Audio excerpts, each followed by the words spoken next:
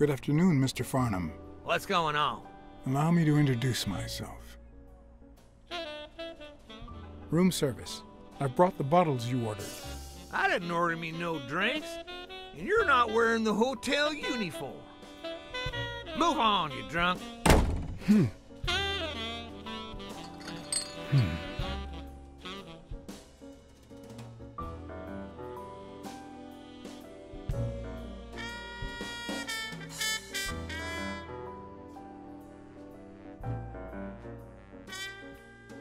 Good afternoon, Mr. Farnham. What's going on? Allow me to introduce myself. I'm John Blackmore, director of the Balford Hotel. We like to make our distinguished guests feel welcome. Please accept this small token of our appreciation. Oh, sure. I was fixing to leave, but I guess them monuments ain't going anywhere. Well, come on in then. Getting in Farnham's room was easy. Earning his trust was another story. I always have an ace up my sleeve. Blackmore? You okay, partner? The best way to earn someone's trust is to make them believe they've earned yours. And sometimes, the best way to fake it is to tell the truth. I don't know where to begin. I ratted out a two-timer, and now he's dead. You told the husband, and he restored her honor, right? Something like that. Well then, what's the problem, son? You did the right thing, and that pig got what he was in for. Listen here, you're gonna get your reward, son, from our Lord Jesus in this here bottle. One of the tricks of this trade is to be wary of the biases we all have. They cloud our judgment and blur the person in front of us, painting them with the shades of our preconceived notions of who they should be. But every once in a while, you run into someone so locked in personality that they can only be regarded as a stereotype. Farnham was a disgrace, not only to himself, but to Texas and the entire human race. To think I had to impersonate him. I wish I was like you. You seem so content, so free of burdens. Stop right there, partner. You think this old dog don't have ticks? Let me tell you something about my first wife. Woo-wee! Once I had gained Farnham's trust, the hard part was deciding what I needed to know to become him and not get myself killed.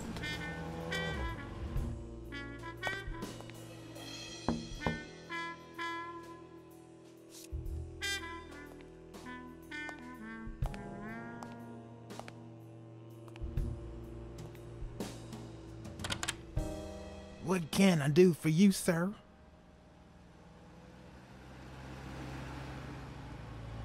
Farnham was one hell of a drinker.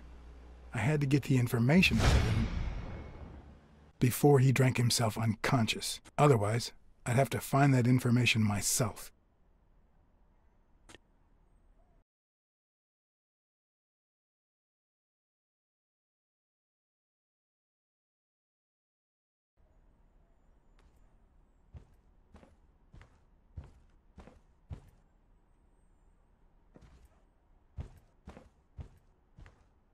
Ding Dong? Interesting name for a town.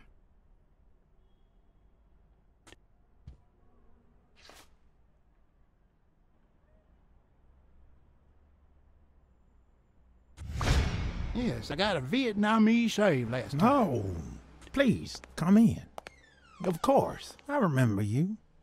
Take a seat.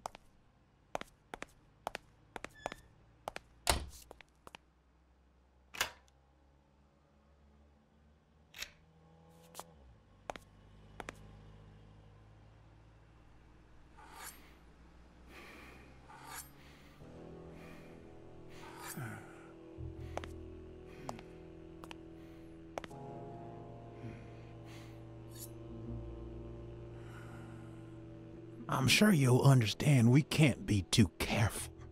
Our host has many enemies, and someone has to keep them at bay. Sure, I get it. I'm glad to hear that. Now, please answer my question. How much does it cost to get yourself a clean Vietnamese shave?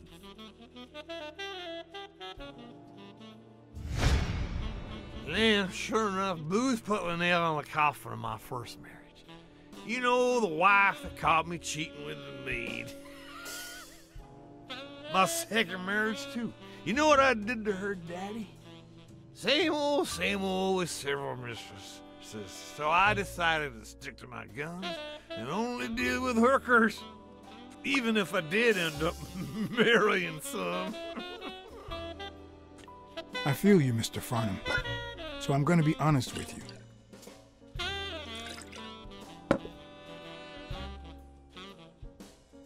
There's a boxer who has it in for me, and I don't know who to turn to. But I wouldn't pay to get rid of that bastard. Well, you just found yourself a pot of gold, Blymore. I'm playing poker with a boxing hotshot this very night. Really? Any chance I could get in? Ooh, I doubt it, boy. I paid 10 years' worth of your salary fixing to play that game, and that's no more than petty cash to me. Petty cash, to be honest. I asked you how much. Of course they gave me one receipt. What do you think I am, boy? Wait, I'll show you. I gotta get somewhere. Just a sec. I'll get it. I just put it over. I think I'll be right back.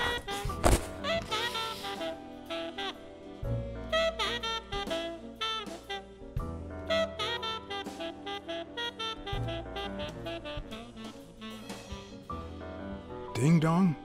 Interesting name for a town.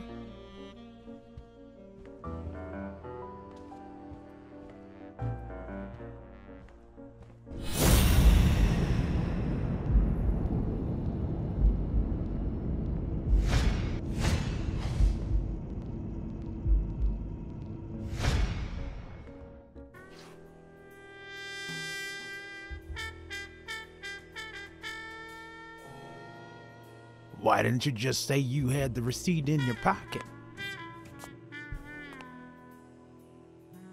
I'm almost certain, but tell me, who told you to come to this barber shop?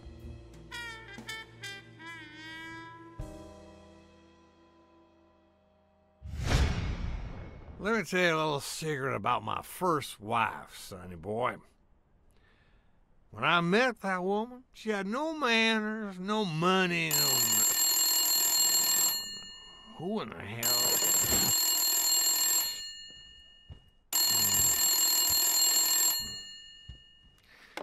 Farnham. By God, if it ain't the hero of the day.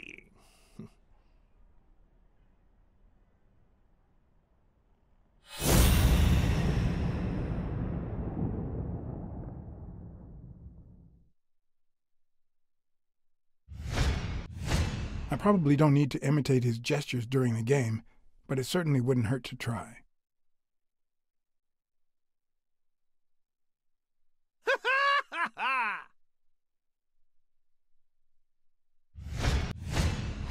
It's not going to be easy to sound Texan, but I'll give it my best shot.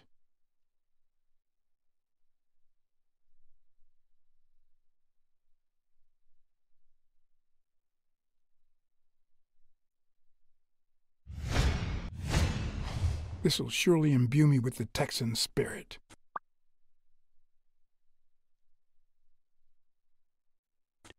I'll be damned. Nothing says Texan like a cowboy hat. Anyway, Kenny, thanks for fixing the game with Cassidy. God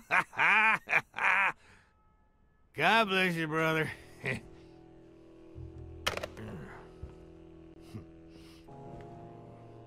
Craziest goddamn Texan in New York. My good old friend Kenny. Craziest goddamn Texan in New York. You know how many Kennys there are in New York? Kenny who? So besides when and where the game will be, the password, and the money Farnham dished out, what else do I need?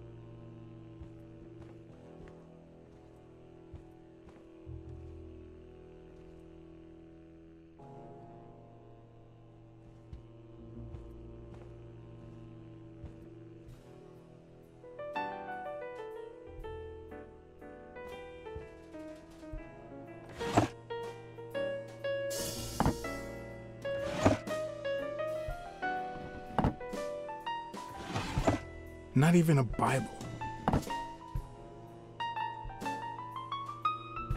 At least it's comforting to know that when Farnham drinks too much, his female companions have less of a hard time.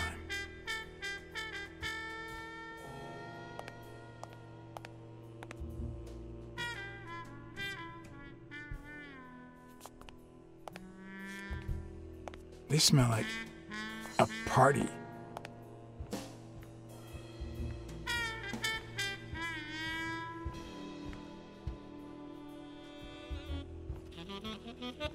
Ding Dong? Interesting name for a town. Kenny. Hey, do you think you can't be friends with someone and not know their last name? Let me think. No.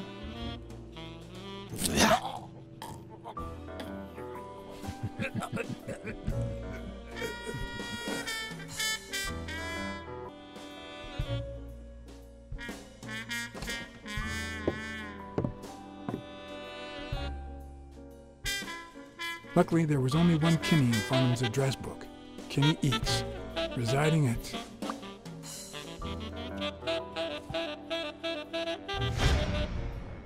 Cornell Plaza, Manhattan.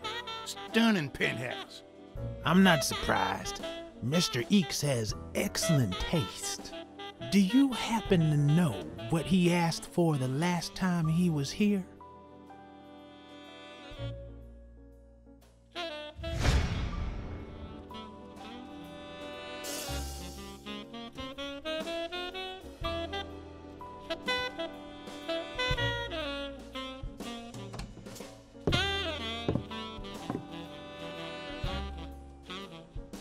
No matter how superficial someone may seem, there's always a way to win their heart.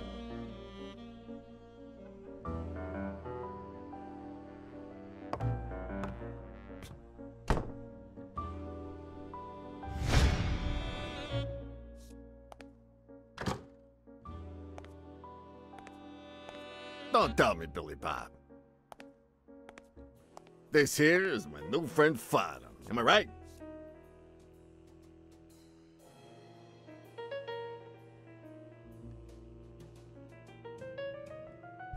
Sure enough, your barber was fixing to give me a shave. You can get a good shave at another time. Billy Bob is always at our beck and call. Of course.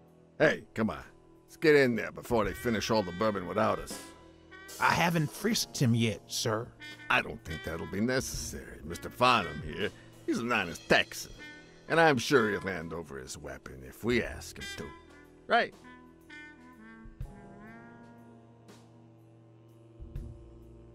Sure, but you better take good care of my girl. It'll be my pleasure.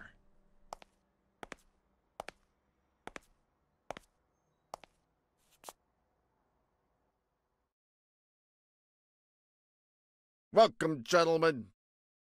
Chips are on the table and guns are in the safe. Now, we got a lovely night of poker ahead of us, full of smoking and bourbon. So let's get started. Take a seat, Mr. Farnham. Let me introduce you.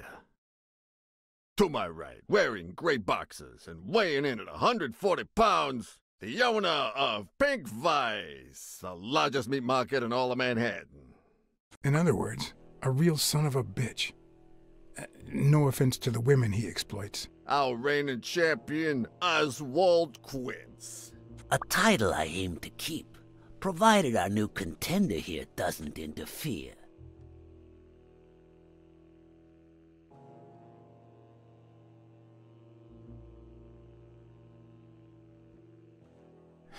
Sorry, partner. You ain't got a chance in hell. But look at it this way. You're fixing to learn new tricks. For better or for worse, I only need one trick. Playing well. The truth is that our friend Farnham owns the largest and, I dare say, most entertaining establishment in Texas. Really? So we're colleagues then?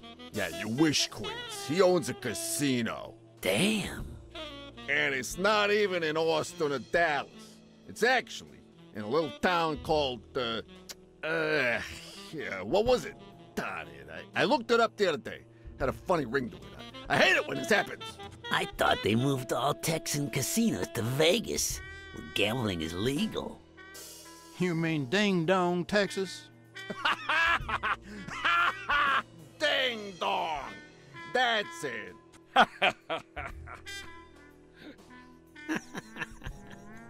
Who'd ever think of a name like that? Well, casino or no casino, let's just hope he doesn't keep as many aces up his sleeve as the late Ventimiglia, huh? Amen. To my left, wearing brown boxers and weighing in at 396 pounds, Frank, show some respect, huh? the hospitality tycoon, Polly...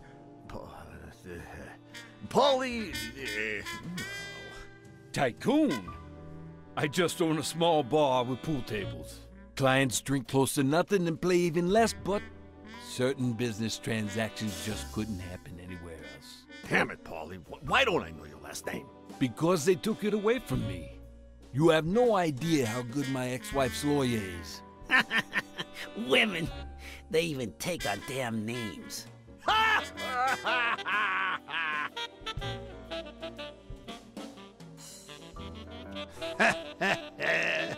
You're too much, Polly. When you're done sightseeing, why don't you drop by La Iguana for a game of pool? And I'll buy you a drink.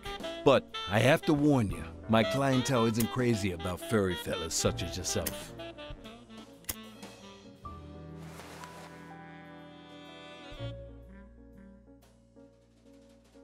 Thanks. I love me some pool. Perfect.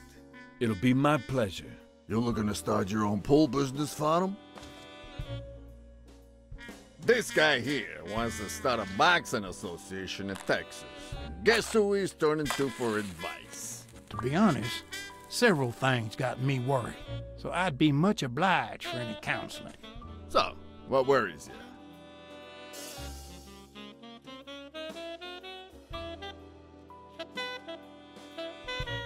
Rebel coaches like Joe Dunn. Oh, I see you done your homework. That bastard wouldn't accept the most basic rules. For example, banning boxers from official competitions when the managers don't belong to my association. Hey, don't get me wrong, I'm sorry for his death. But if they ever find the murderer, I'd be glad to pay his lawyer fees. Billy Bob, bring out the bourbon. We're drying up here. I'll deal, with a fresh deck, of course. We respect traditions in this establishment. Poker is as boring as it is simple. All you need to do is read people's faces. And even the worst detective has that trick up his sleeve. The real issue is knowing what to play for when there's much more than just money at stake.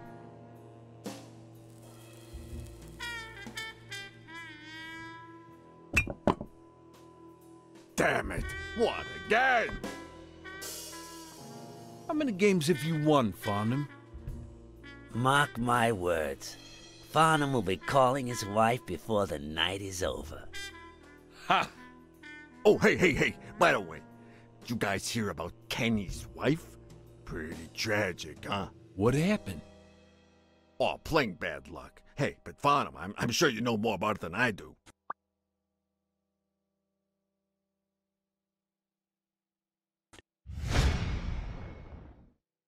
Anyway, Kenny, thanks for fixing the game with Cassidy. God bless you, brother. The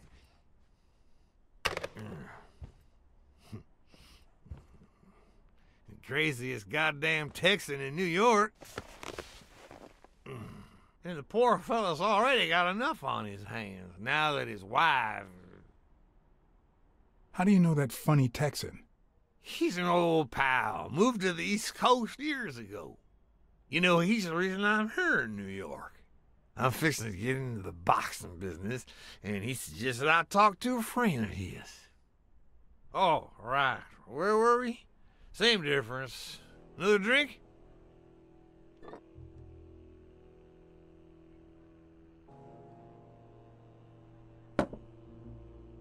Oh, seriously, where were we?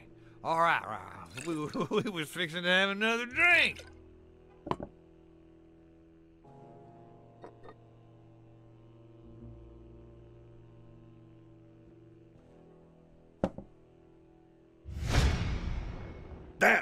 I don't like waiting. Kenny won't like it, but I'm not gonna sit here wondering. Billy Bob, pass me the phone. Come on, come on, come on! Sometimes you get the feeling that it's all gone wrong, that you've made a terrible mistake.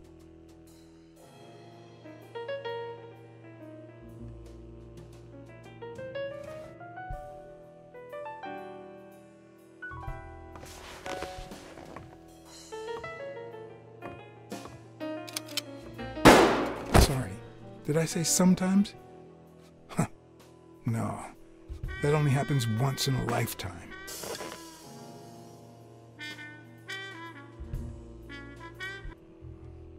Craziest goddamn Texan in New York. And the poor fella's already got enough on his hands now that his wife... Women just gotta have their vices. Well, she's in a rehab clinic now, hooked on tranquilizers and all that. That's it, tranquilizers. Don't tell me women don't have their vices, too. Bring out the bourbon, Billy Bob. Come on. Come on, give me the bourbon. Maybe I spoke too soon when I said that poker is easy for a good detective. Let's just say it's relatively simple. There's always someone ready to surprise you, relatively speaking. Well, I'll be damned. I don't believe this. What happened, Farnham? Beginner's luck doesn't last forever, and that's when the real champ comes in. I hope you're ready to lose it all, my friend. Poor Farnham. Came looking to make big bucks in the city with his boxing, and he's gonna lose it all with poker. I hope your counseling will make up for it. Yeah? So how can I be of help?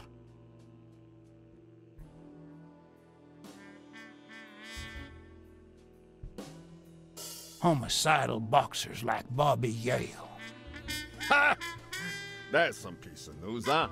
Hey, I don't know if he did it, but the real problem is that the fight against my champ Stone might not even frickin' happen. The good news is that I've almost convinced the governor to let him out of prison on the day of the fight. Under police escort, that is. I bet you the audience gets a kick out of that.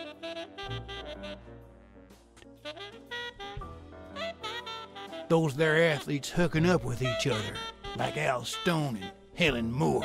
I see you subscribe to What's News.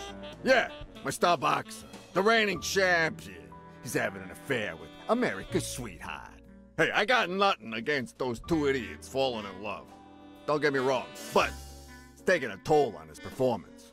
I don't think he'll lose against Yale, but I'm starting to worry a bit. Come on, let's steal another hand before Quince accuses us of trying to break his winning streak. Ain't gonna happen. Gentlemen, I suggest you never tell your sons about this game, unless you want to lose their respect. Wait, you mean our sons actually respect us? I hear you. There's no way to set boys straight these days. They don't even respond to a good old beating.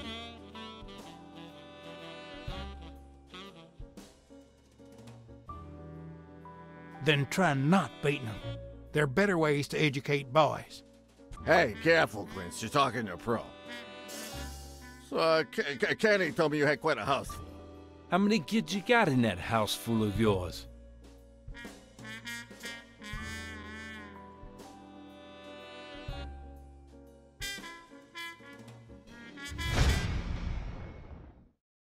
No, that son of a bitch was about to choke on his own vomit. If I'd been a communist, perhaps the vision of a millionaire choking on his own vomit would have made my day. Even so, I doubt I could have just stood there and watched him die. No, deserving or not, the man would live.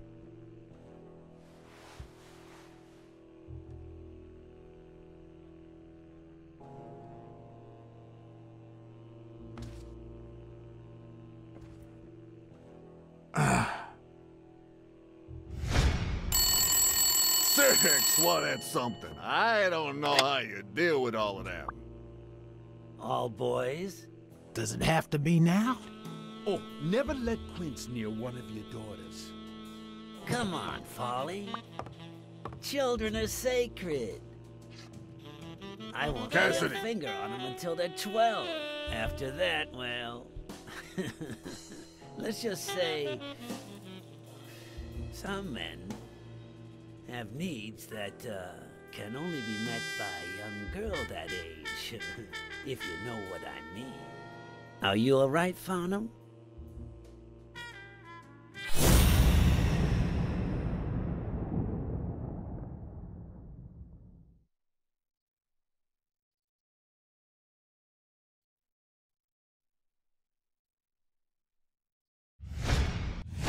That damn eagle represents the lowest scum of our society.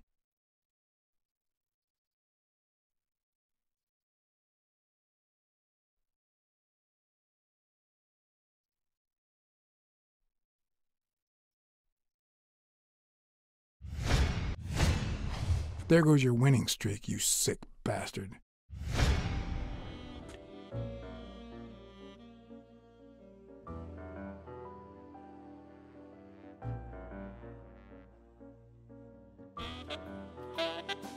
Sooner or later, the police are gonna bust your ass. Quits. What the hell are you talking about? I bet you're as bad at hiding those poor girls as you are keeping that ace up your sleeve. What? You lying piece of shit. Quince. Don't believe a word he's saying, Frank.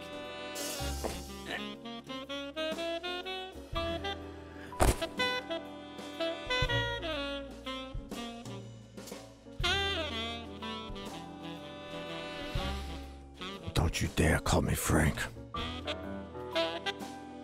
Billy Bob. It's 500 more. Huh. For washing up. It's a deal.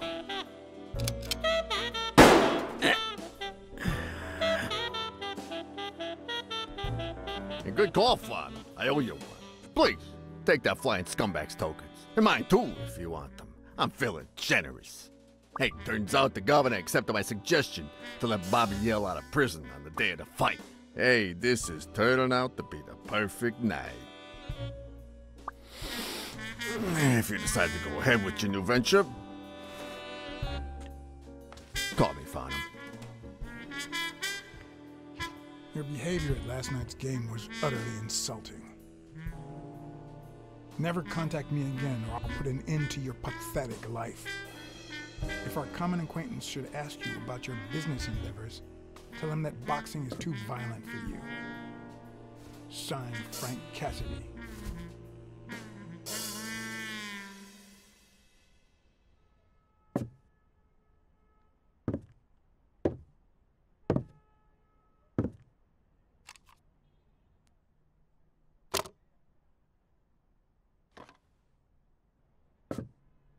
My own tracks would be covered the following morning when Cassidy read this note from Farnham.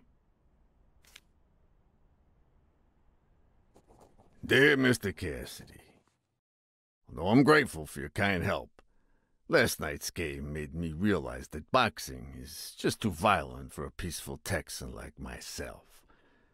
I have decided to invest elsewhere. Yours sincerely, Howard M. Farnham II. Damn Texans.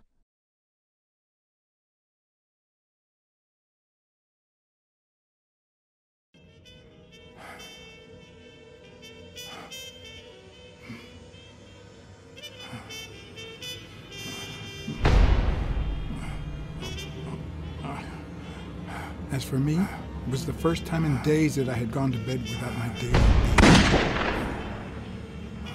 A real shame.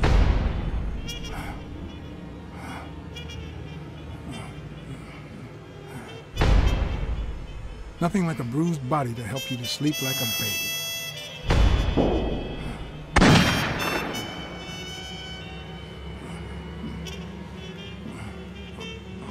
Maybe I should have given myself a beating.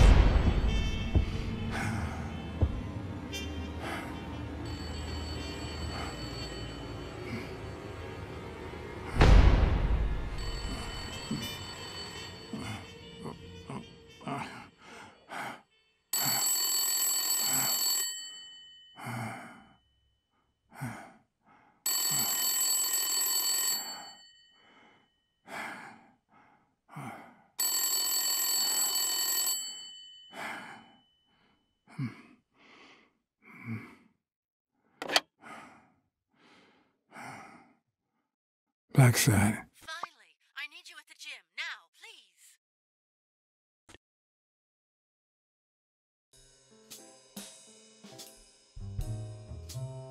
It was like this when I got here.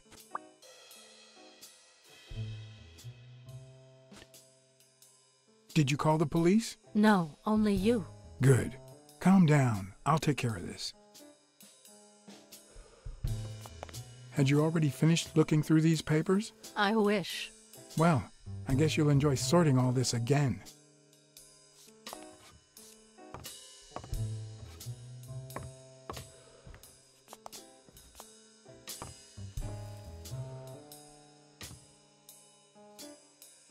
Bingo. What is it? Nothing. Just a freshly signed contract.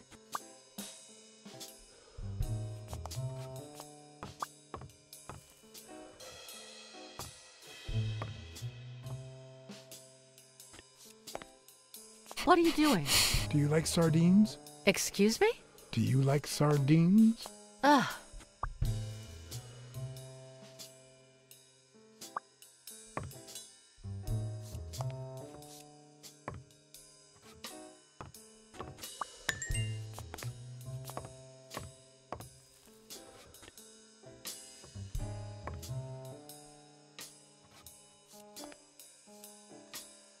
Not that I suspected otherwise, but it's obvious they weren't looking for money.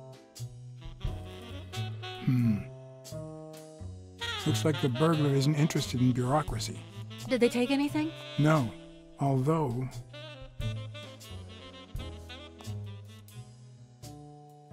When you went in the hospital room to get your purse, did you get the gun as well? Yes. Isn't it there? I put it back. I'd rather not go through that again.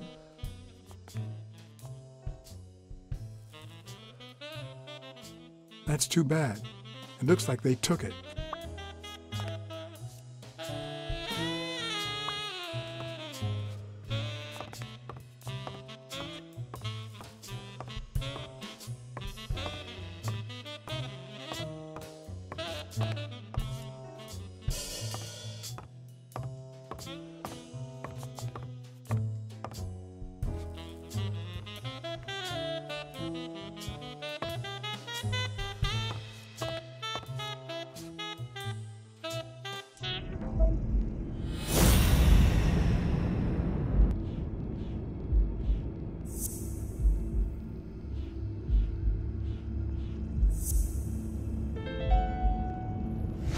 It's pretty clear that Helen Moore's cigarette case was a gift from O'Leary.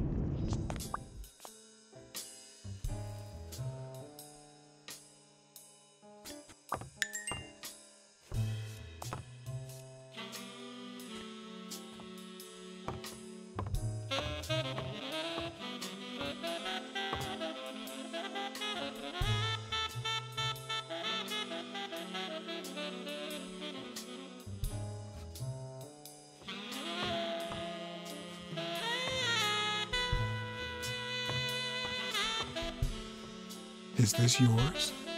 I think it belongs to the new cleaning lady. Mary just wasn't working out, so she left. Clarice Freeman? Yes. You think she did this?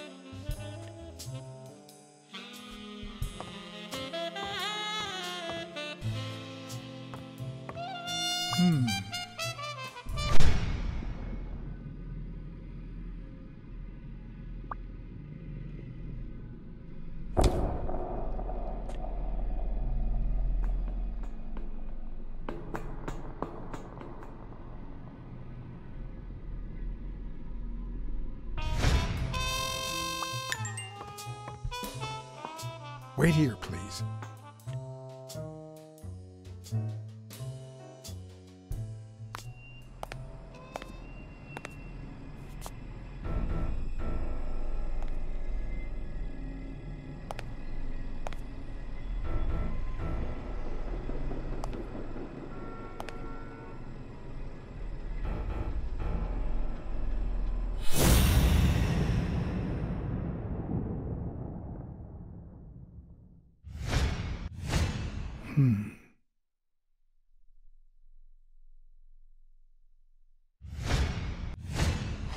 Could be a knife wound. The murder was brutal.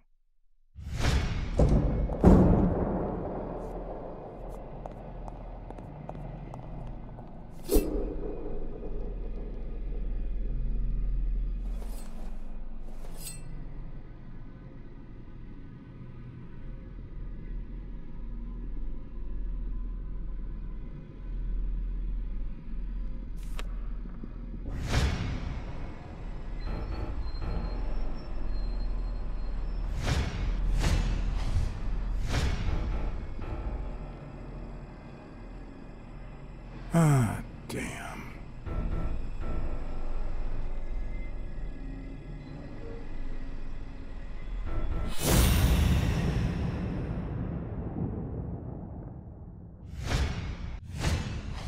I can just picture her saying, "Honey, I found a job.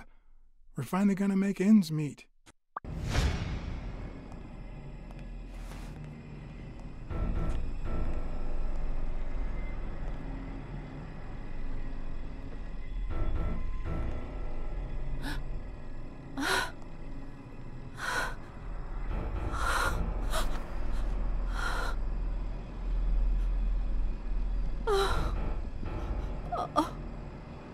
I want you to call the police, Sonia, and then go straight to a friend's house. Don't even think about going home, and definitely don't come back here. I'm staying at a friend's house. I haven't even set foot in my father's place yet.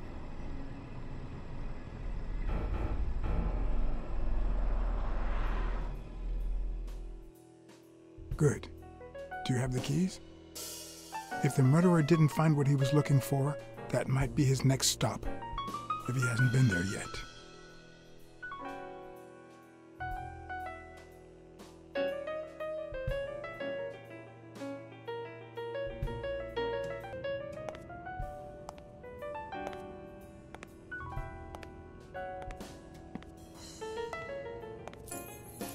For once I had the keys to the place, which meant I wouldn't have to use my lockpicks or...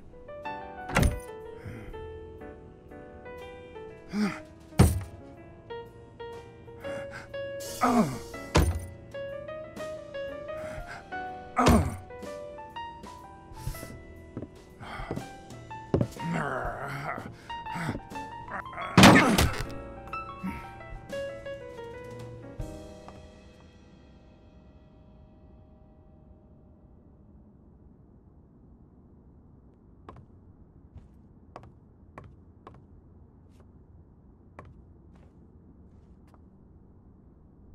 It doesn't look like anyone picked the lock.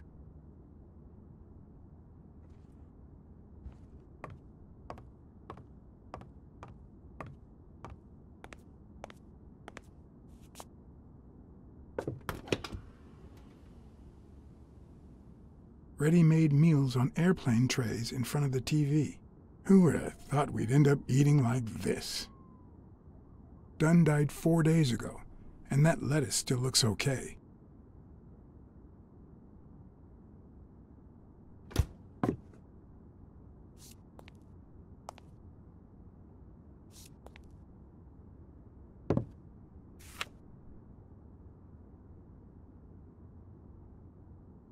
Of course.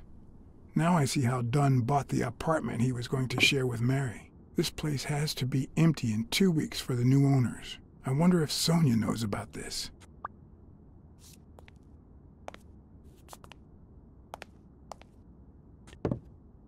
Sardines. It's been open for a few hours.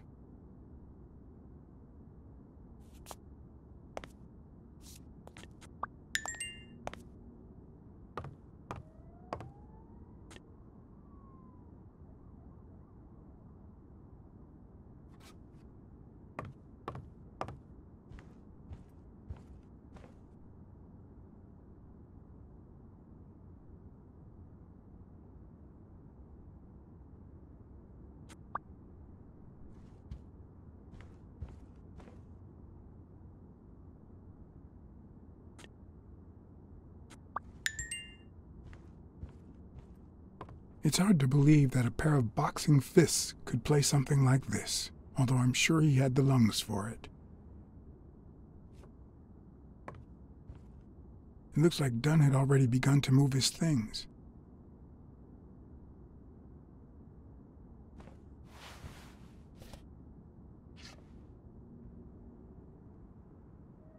Dunn? Thorpe? No idea. And these two, they look familiar.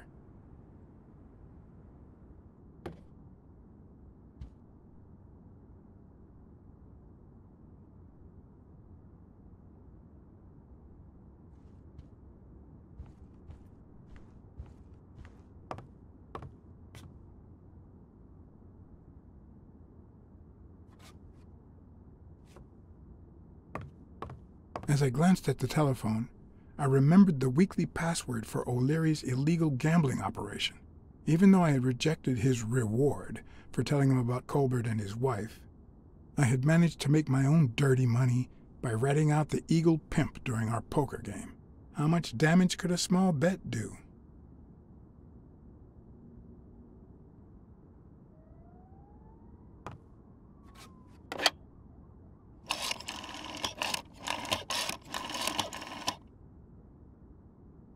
Yes. Wild strawberries. Welcome, sir. May I ask for the beneficiary of your bet? I'd like to bet on Sonia Dunn's behalf. Event? Stone versus Yale, Madison Square Garden. Got it. Amount? $5,000. Winner? Yale wins. Place of delivery? I'd seen several locations written out in O'Leary's basement, but I could only remember one, courtesy of my new matchbox, La Iguana Pool Room. All right, sir. Good afternoon.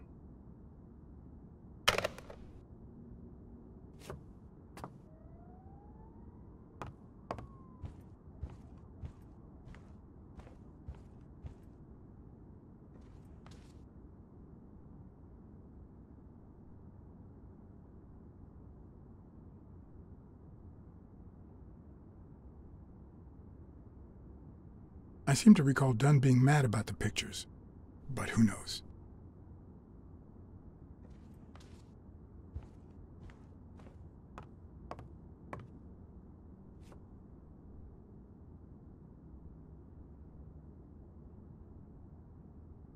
Look at that. The guy sure had good taste.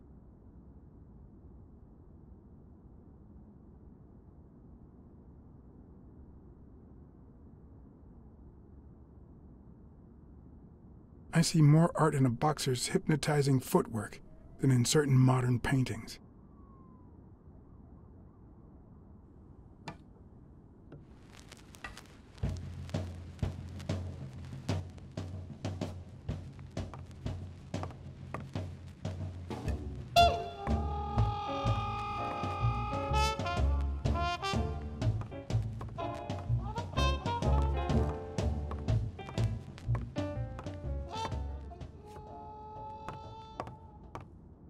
You still looked at her every morning, so many years later, with a new love? Maybe we don't need to forget. Maybe pain just transforms into, I don't know, something.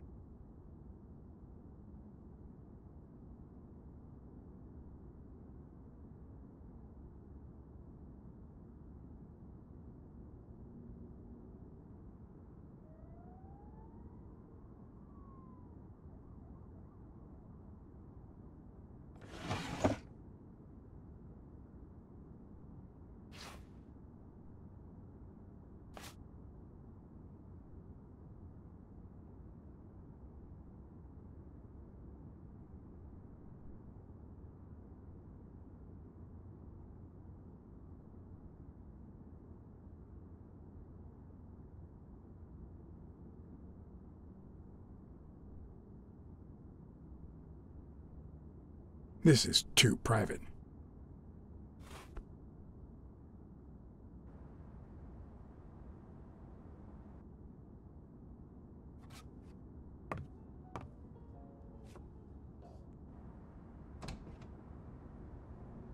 Another empty closet.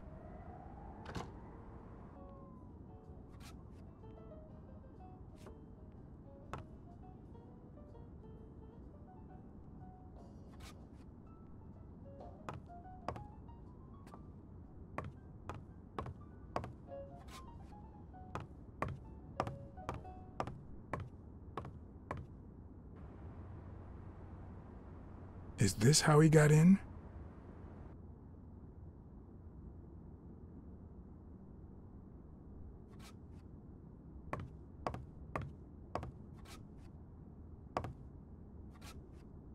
Elaine.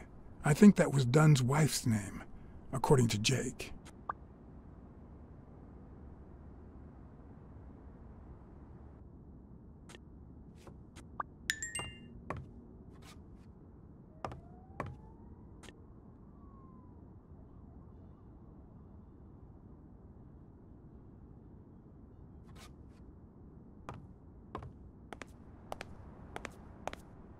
Wow.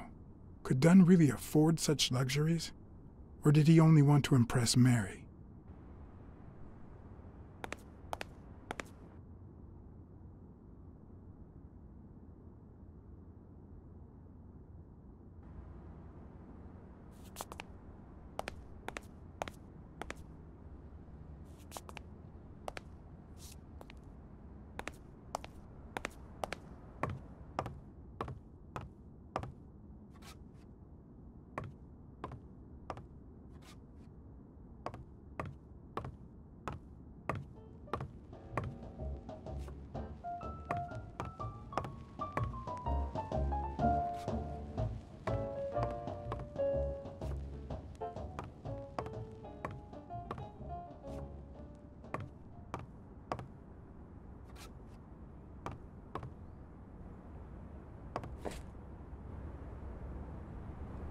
What's this doing here?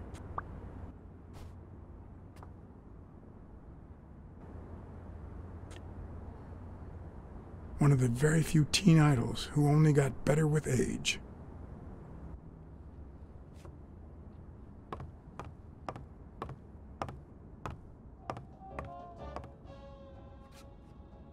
Could this be the origin of Sonia's interest in business management?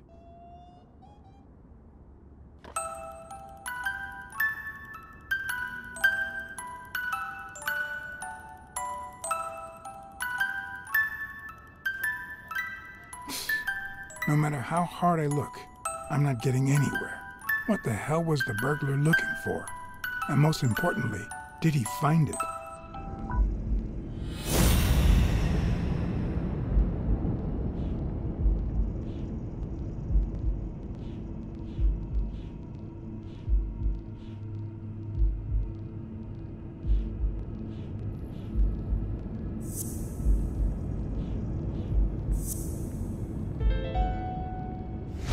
It's pretty clear that the burglar came by the house before heading to the gym, which means he probably didn't find what he was looking for in here. I need to talk with Sonia, and maybe with her uncle Tim.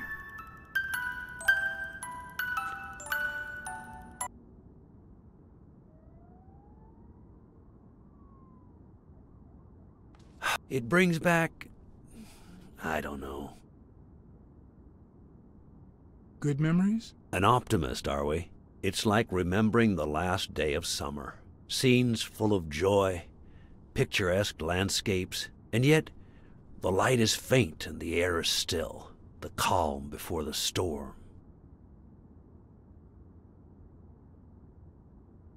I know that feeling. I figured that much. I can see it in your eyes. We met in the Army.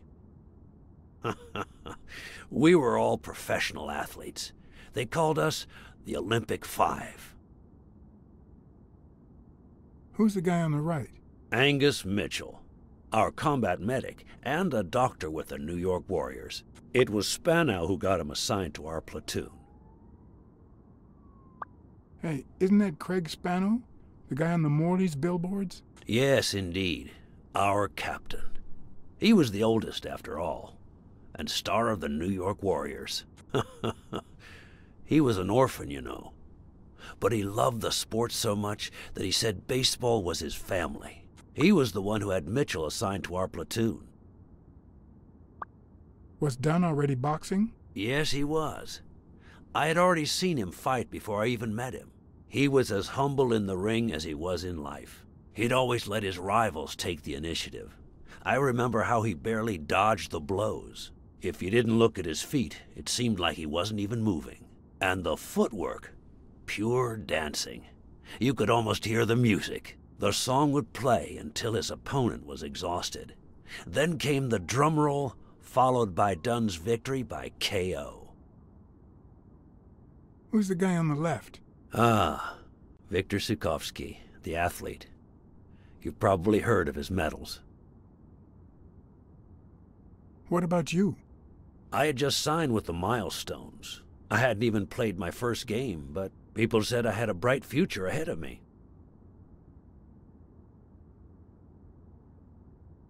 But the war got in the way of that bright future. Huh? No, I made it big when I came back. Best time of my life. Don't you remember that cop at the hospital? The one who let me in exchange for an autograph? Trust me, nobody calls you Iron Arm if you're just sitting on the bench. Who would have thought that I'd end up becoming Tim Iron Legs Thorpe? What happened? I fought the Nazis for 2 years, up there in the sky, over Europe. And I never set foot in a field hospital. 3 years later, I crossed the street without looking. And look at me now. What happened to all of them? Zukovsky died the same day they injured Dunn. Dunn received an honorable discharge and came home. He quit boxing and opened his gym. Mitchell was redeployed to a field hospital. Spano and I continued in the same unit, but nothing was ever the same. You see what I meant with the last day of summer. And after the war, well, who the hell cares? I do. What happened to Spano? Well, you've seen the billboards. He made it big time. When I was forced to retire, I got him some advertising deals. That's how I founded this agency. But then, something happened to him. He became sullen. He fell out of shape, and slowly but surely lost touch with reality. He withdrew from public life and broke off our friendship. Haven't heard from him in, 3 years? And believe me, I've tried to contact him.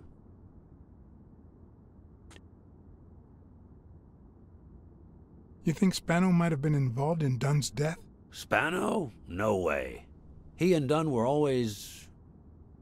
Well, Spano's changed so much that it's hard to say. What happened to Mitchell after the war? Mitchell? Who knows? We lost touch. I hope he's doing well. I think I saw Mitchell not too long ago, but I can't remember where. Seriously? Please try to remember. I'd love to hear from him again. I'll do my best. Allow me to double your wage. You have to find the murderer. Maybe Dunn stayed in touch with Mitchell or Spano. Maybe even with both. But he never told me anything. Maybe Sonia knows. I doubt it. But that's not the only question I've got for her. May I?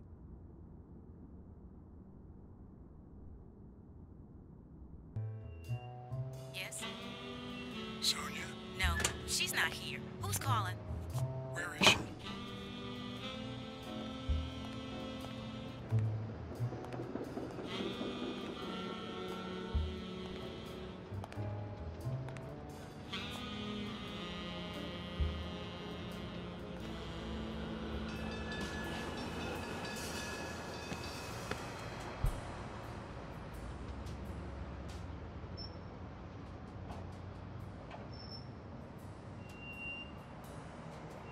Was your father still in...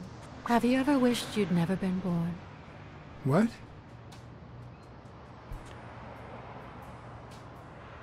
Many times. Too many. Then we're both in the same boat.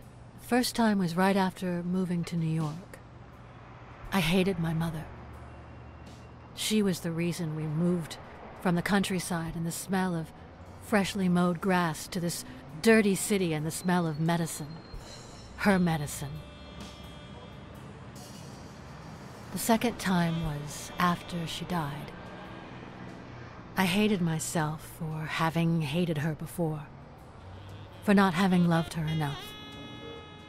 The third time was when my father shut himself off. I hated him for that, for abandoning me, for giving in to the booze. Now he's dead, so take a guess.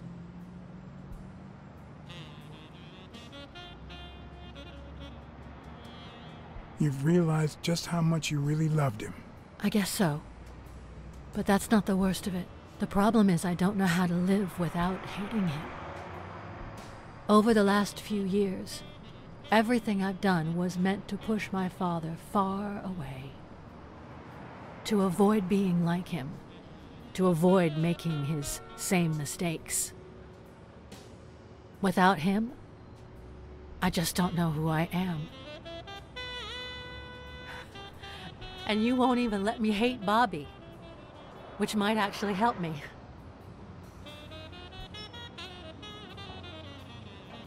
The more you hate, the worse you feel. You think I don't know that? I need someone to blame. Without that someone, I have only myself to hate.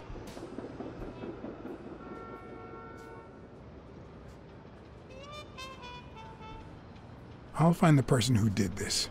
I promise. Let me have my doubts. Although, you've already come so far. I'm sorry I haven't been a little more grateful. In any case, you shouldn't hate yourself. You are... No, you have such good qualities.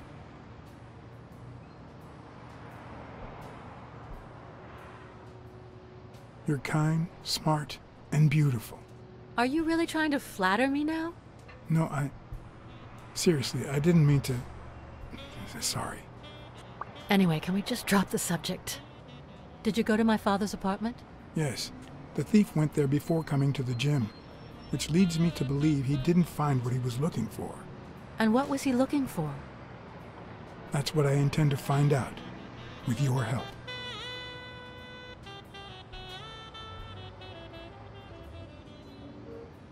Your father sold his apartment. The new owners move in 2 weeks. What? I'm sorry. I think he used the money to buy a new place with Mary Purnell. You'll have to talk to her sooner or later. My father? Even now, he finds new ways to make me hate him.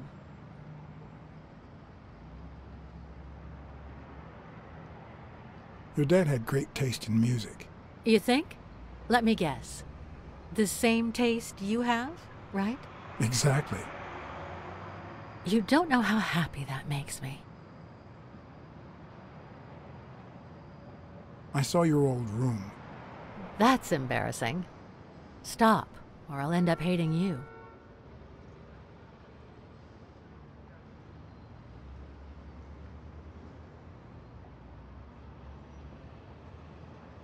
I'm also a fan of Frank Papalia.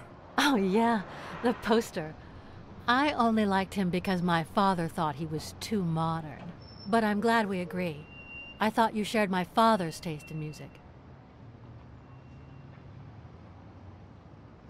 I found a baseball glove with Spano's autograph in your room. Oh, I've never seen it. My father must have put it there, although I don't remember him having a signed glove.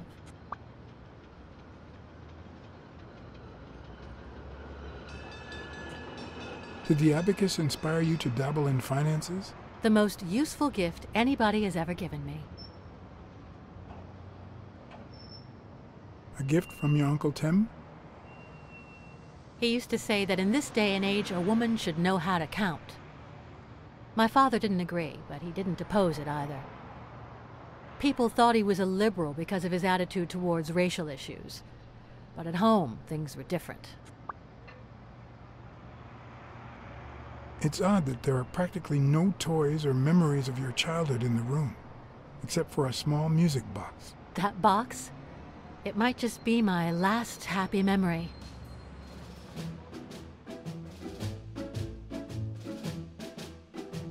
It's from before my mother got sick and we moved here.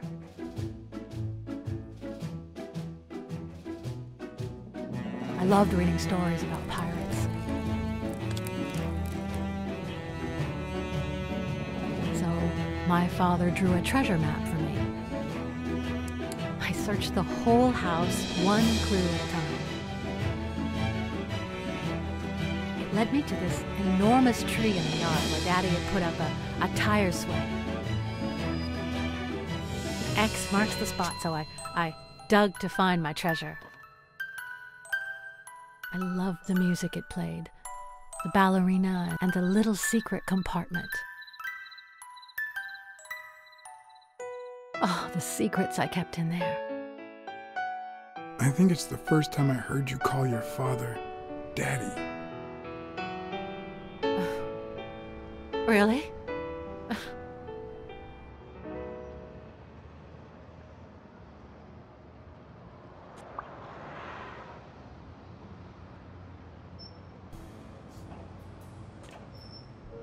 I found a picture taken during the war. The Olympic 5. Did you meet any of them, besides your father and uncle? Well, Uncle Tim actually isn't my uncle. No? He and my father loved each other like brothers. Did he tell you that he saved his life? Thorpe saved your father? They were flying over Brittany in a 3-unit fighter plane. Zukovsky was the pilot, my father was the co-pilot, and my uncle manned the machine gun. Suddenly, enemy fire killed Zukovsky and injured my father, which is why he never boxed again. My uncle jumped out of the gun turret, ran to the cockpit, and managed to pilot the plane to safety. Oh, the times my father told me that story. And now...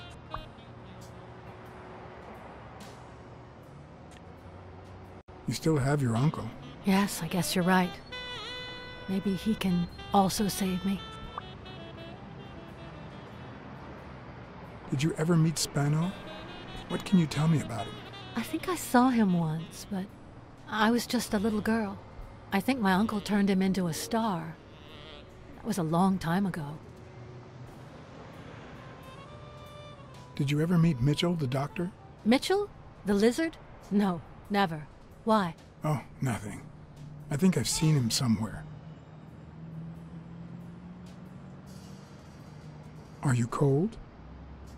A little. Maybe I should go. Anyway. Thanks for the company.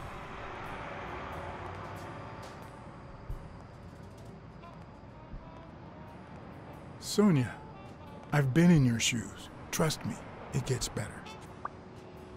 Aren't you coming?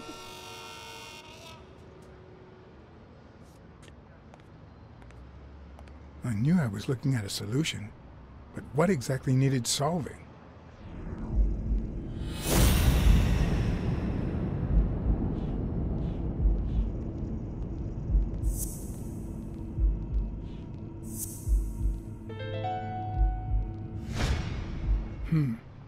Maybe Dunn used the same hiding place once more.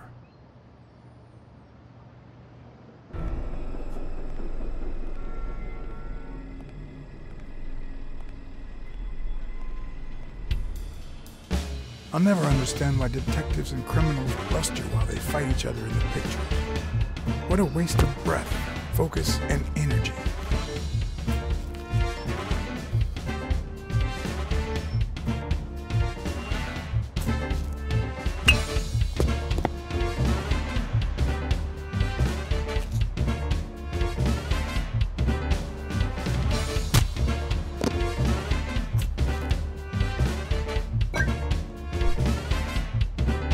It's not the lack of credibility in the screenplay that bothers me.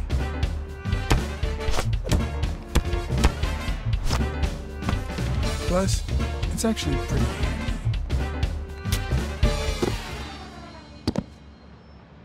I wish this one had talked.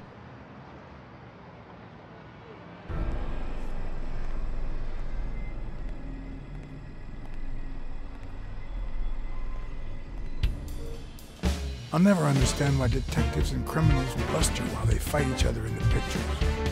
What a waste of breath, focus, and energy.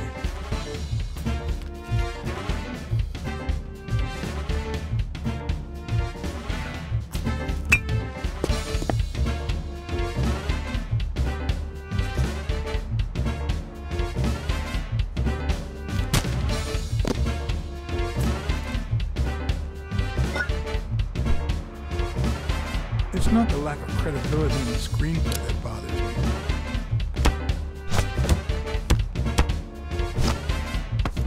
Plus, it's actually pretty handy. When a crook talks to you in the middle of a fight, you know you're up against a rookie.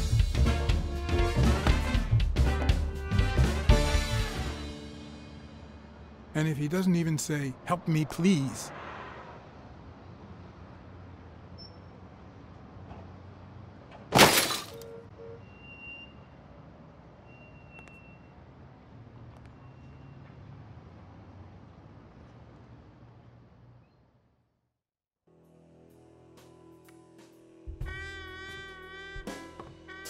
What did they say? nothing serious.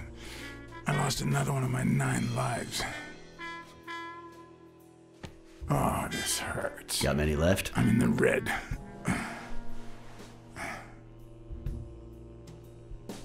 You hasn't woken up yet? Nope. We're gonna be here a while. Vulpine, 7 letters.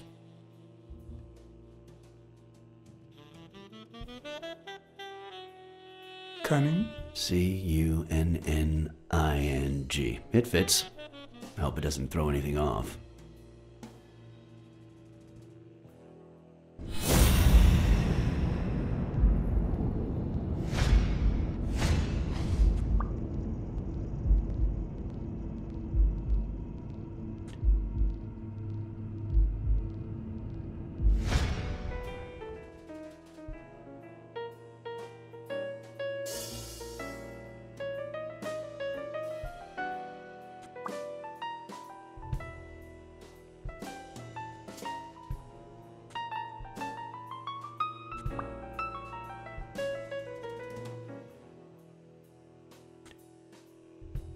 Yep, looks like you were right with cunning.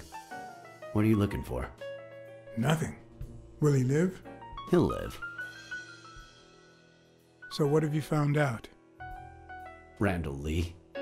Apparently in love with our penitentiary system, judging by the frequency of his visits. Theft, assault, extortion, minor things of the sort. Any partners? Always works alone. He's never ratted out his employers, provided they exist. Did you find anything? Is this our man? Do you have proof?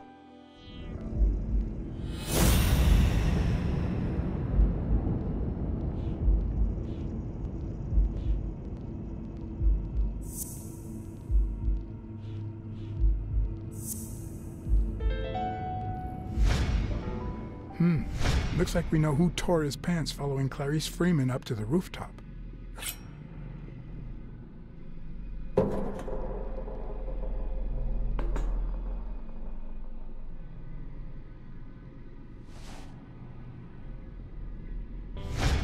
His pants have a tear in them. I found a piece of that same fabric at the gym, on the stairs that lead to the rooftop where we found the second body. Makes sense, but how many pairs of ripped pants are walking around New York City? I don't call that evidence.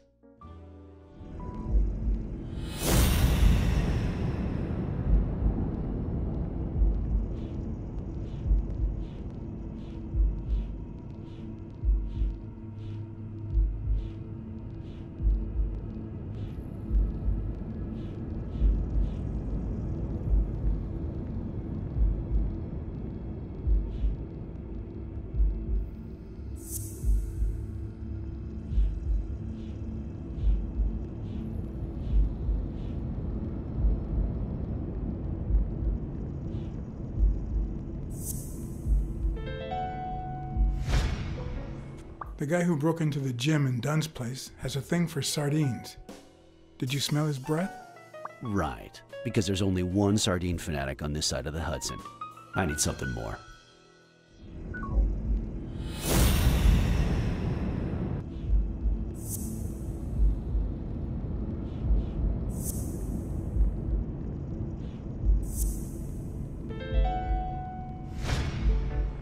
I saw footprints from those very same shoes next to both the gym murders. Unless you're telling me that shoe is a limited edition, I'm gonna need something else.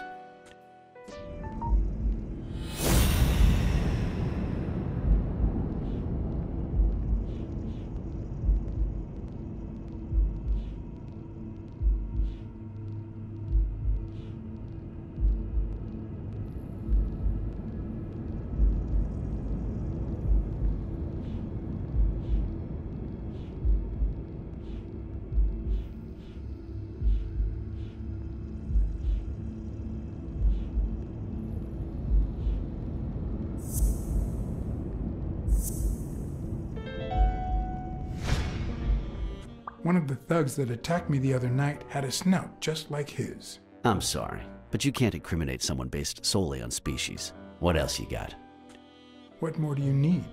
I've given you 4 pieces of evidence. None of which are conclusive. He tried to throw me off the rooftop. Yeah, you're right. I'm sorry. He's our man. No, he's not our man. Make up your mind. He's just a puppet. Someone is pulling his strings. Could it be Yale?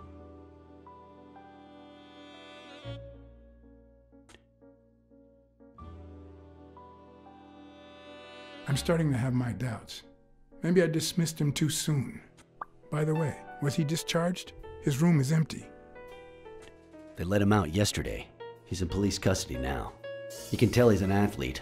Made quite the comeback. Anyone else would have taken 10 times as long. Anyway, he better be fine. You know they've ordered me to escort him to Madison Square Garden on the day of the fight. That's the first I hear of it.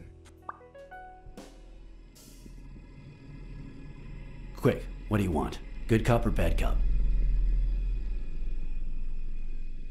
I'm the bad guy.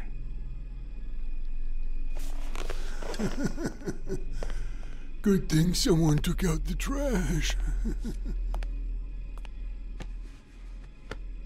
Good morning, Mr. Lee. I assume you're aware that you're about to be accused of murder, and that thanks to the witness testimonies of Mr. Blacksad and Miss Dunn, your future's not looking too good. Go to hell, you dog.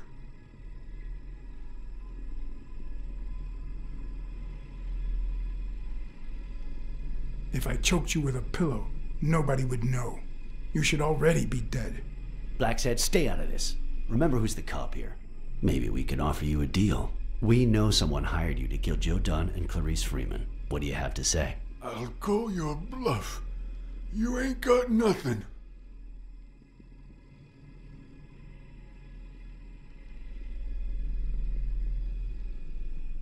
Your friend the Hellhorse doesn't seem to feel that way. Although I'm afraid he won't be talking anymore. Shut up, or I'll kick you out. If you tell us who hired you, we'll help you. What can you offer me?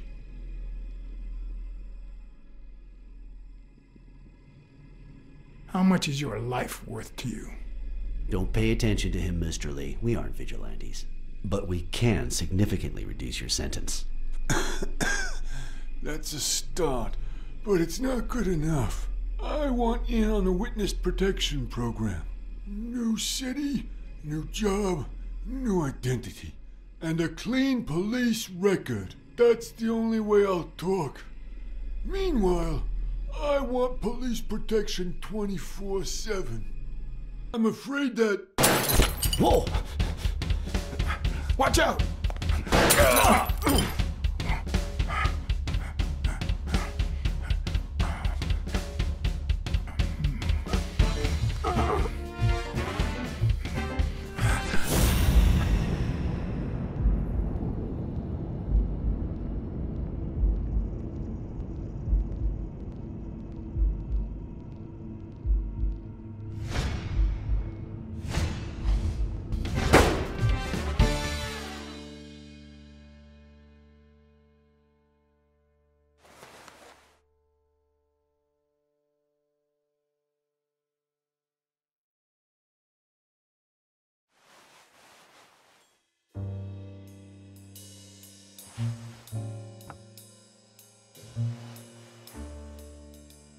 Luckily, Smirnov's wound wasn't as bad as Randall's.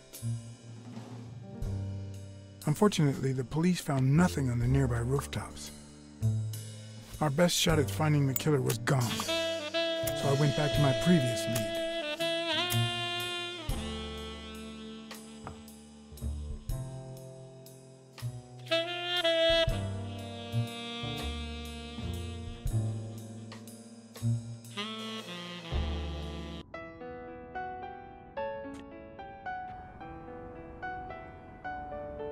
It's from before my mother got sick and we moved here.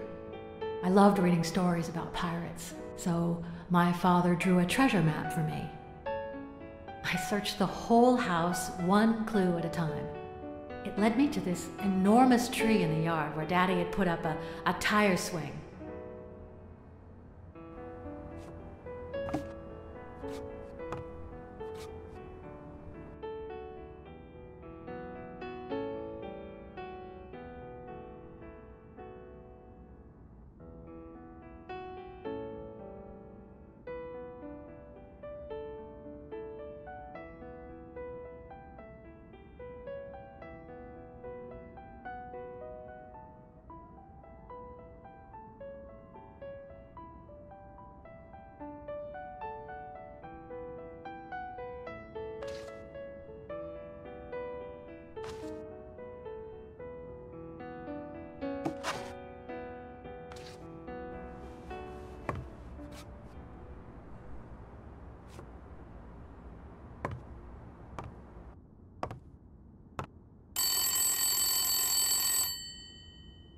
Bing bang!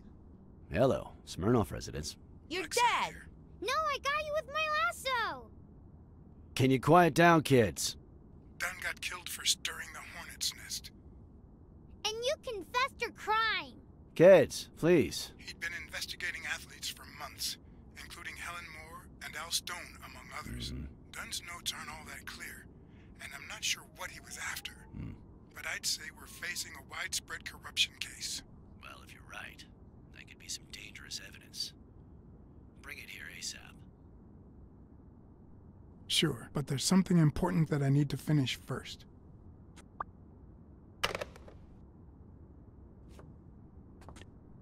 I wanted to follow a certain lead on my own before Smirnoff had the chance to see anything.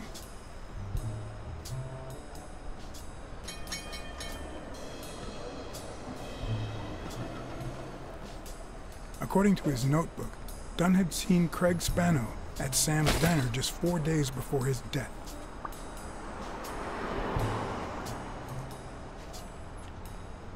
Get out of here, pussy! I have some questions for you. Oh, well, maybe I don't have answers for a pussy. It might have been easier to slap the information out of him, but I decided to trust in a universal truth. Everyone is guilty of something. You don't know who I am, right? Don't know and don't care. Come on, spit it out. I'm John H. Blackmore, Public Health Inspector. Oh, yeah, right. There are some real freaks around here, so I have to be firm, you know? Have you eaten? Dinner's on the house.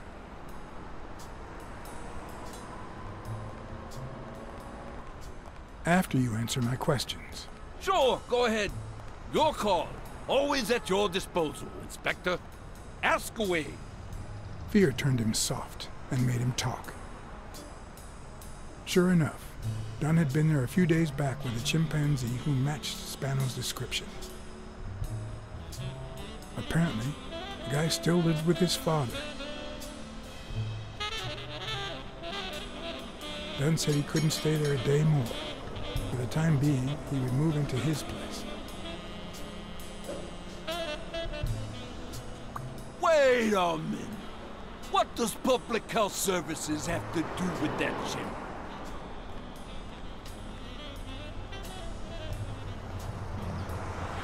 The chimp died of food poisoning. But wait! He didn't even eat! Which is even worse.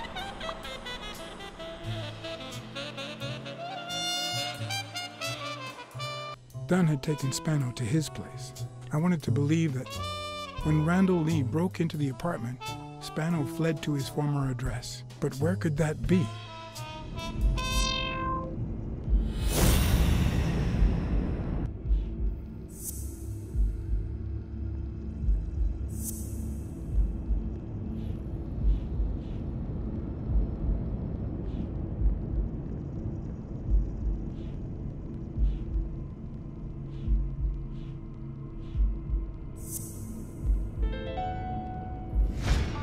I gotcha.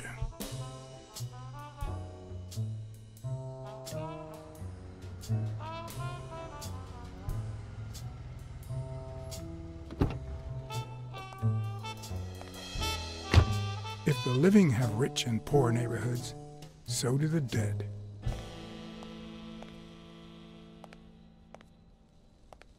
In the mid-19th century, Greenwood became the resting place to the city's most distinguished citizens. Thinkers, scientists, writers, inventors, artists, businessmen, politicians, police officers, thieves, pimps, and murderers.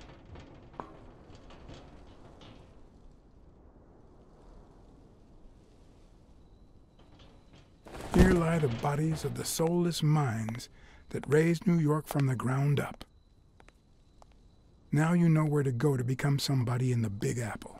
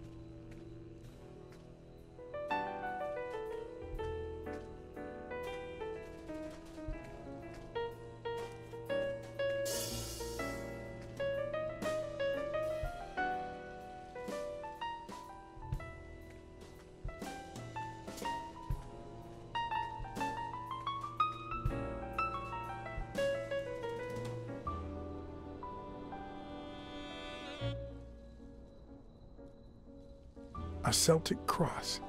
Supposedly, the ring keeps the devil at bay by reflecting the sunlight. Really handy at this time of the day.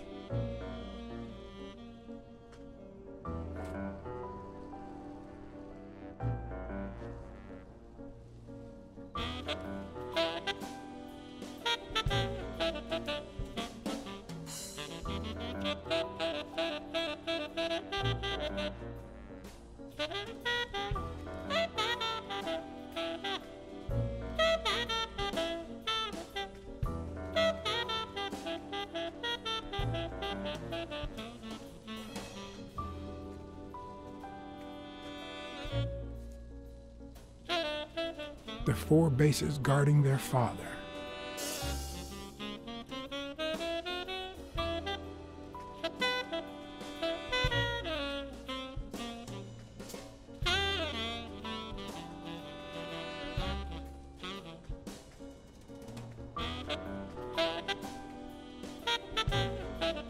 I've never trusted angels. When they fall,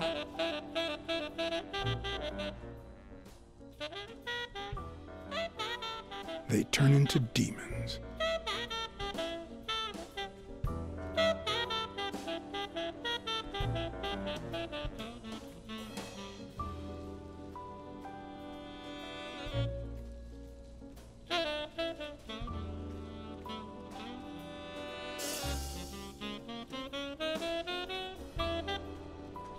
If this had been here over 30 minutes, it'd be covered in ants.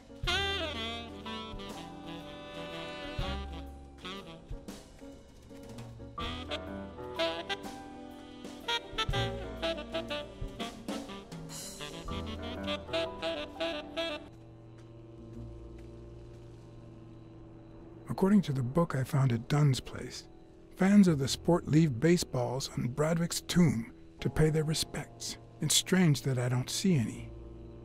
Maybe they're gone with the wind, or somebody claimed them as part of their inheritance.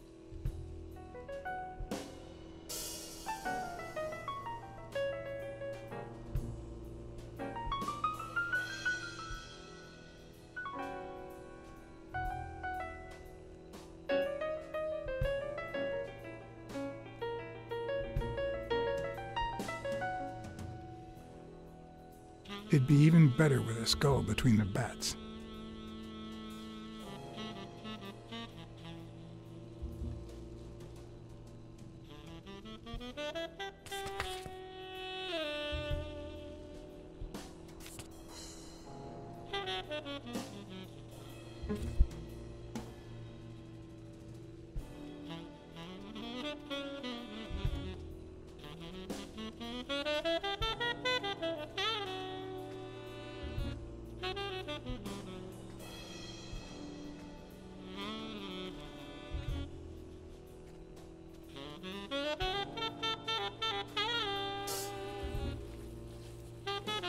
Still hot.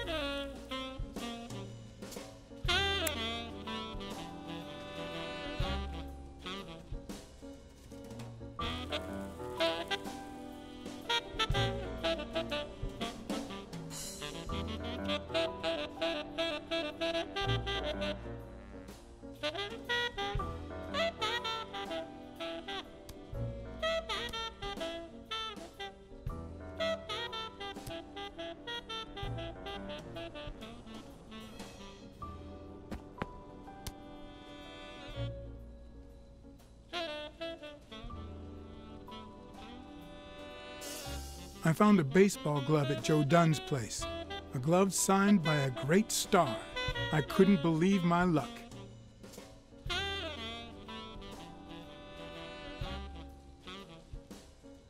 I've always been a New York Warriors fan, although to be honest, they're not what they used to be. Yep, they just haven't been the same without Craig Spano. Joe Dunn met with someone at the diner, close to his gym. Then he took that person to his house, so that he didn't have to live at the cemetery. I would have never guessed the person's identity.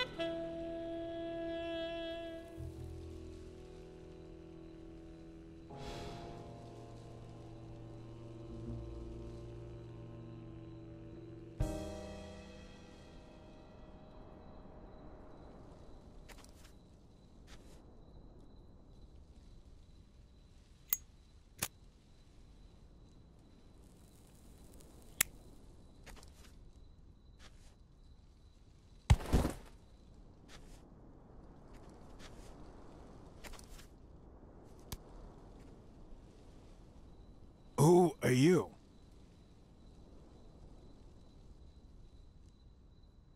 I'm John Blacksad, private investigator.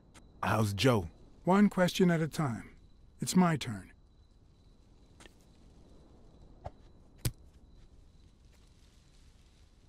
Your turn.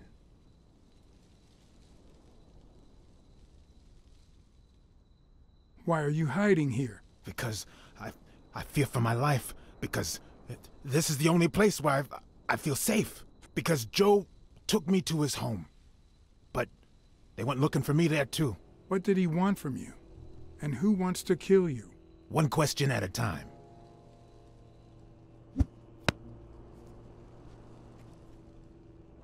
How's Joe? What would happen if I told him the truth? Would he lose it? Could I take that chance? Joe Dunn is dead. Murdered. I told you, Joe. How did it happen?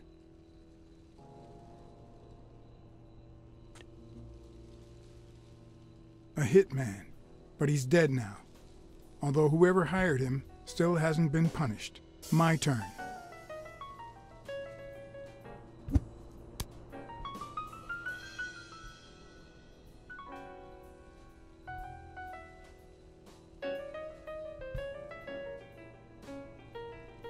What was your glove doing at Dunn's place?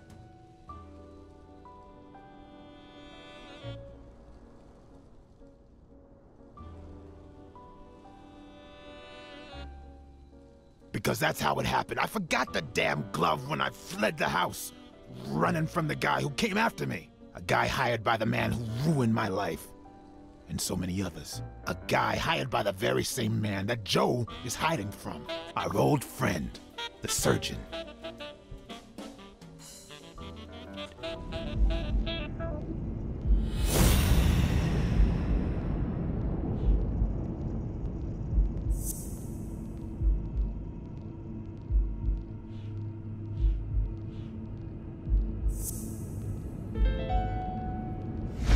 Is Mitchell the surgeon?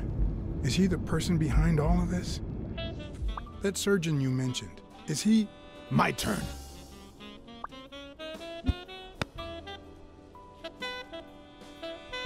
I want to know why I should trust you.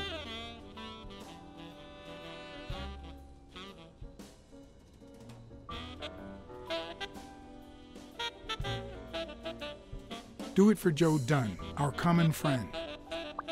It's my turn. That surgeon that you mentioned, is he in this photo I got here? Ow! Hey!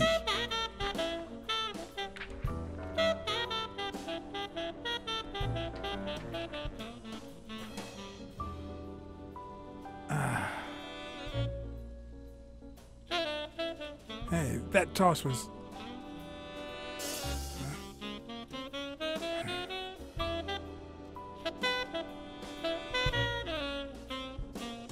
Both my ear and my self-esteem would hurt for days. But at least I had a new lead to follow, the surgeon. The bastard had avoided my scrutiny by passing as a hospital doctor. But now, all of my senses were on guard. No matter how good the disguise or how well he hid, I would find him. So, what you're saying is, 1, there's a corruption scandal involving all kinds of athletes. 2, our puppet master is a surgeon named Mitchell, a man who happened to fight in the war with Dunn, right?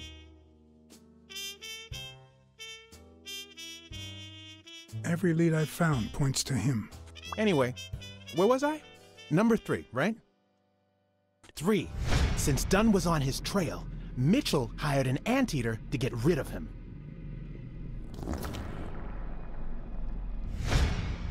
Then, since you were also shaking the wasp's nest, he went after you. But the anteater made a mistake, and Mitchell killed him to cover his own tracks. And, wait, 4. The key to all this lies with a common friend of Dunn's and Mitchell's, Craig Spenow. Do you really trust him?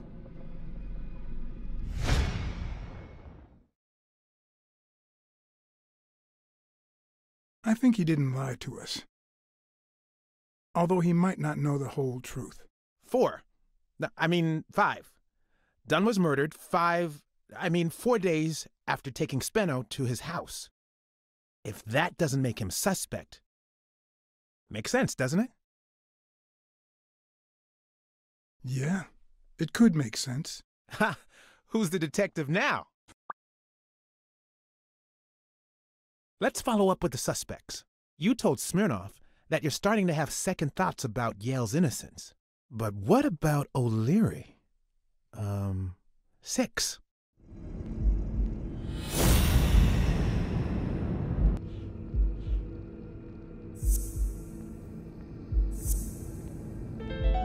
O'Leary wouldn't have sent Randall to kill Dunn. He would have dragged him to his basement, given him his little speech, and then killed him himself. Nah, I know O'Leary, and he wouldn't have sent a hitman. He would have taken matters into his own hands. What about Cassidy? 7, right?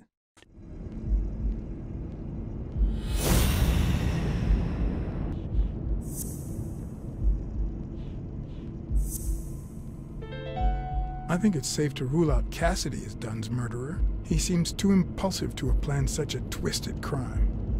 Whoever planned the whole thing knew the suicide theory would fall through, so he manipulated the clues to incriminate Yale. Cassidy is too impulsive to pull off such an intricate plan. So, you're right. Mitchell is the one pulling the strings. And you know why? Because in novels, the murderer is always someone the detective knows from the beginning. Well, that could be the case in British novels. You know, where everyone in the mansion where the murder took place is a suspect. But this might just be an American whodunit, where the detective doesn't even meet the culprit until the last scene. You mean we still don't know who's pulling the strings? I didn't say that. How did it go with Helen Moore? I didn't get anything, even though it started out really well. I asked to interview her along with her boyfriend, Al Stone. Since I'm a big shot, they were happy to oblige. Perfect. Now, time for the interview. I'll go back and forth so you don't get bored. So, who goes first?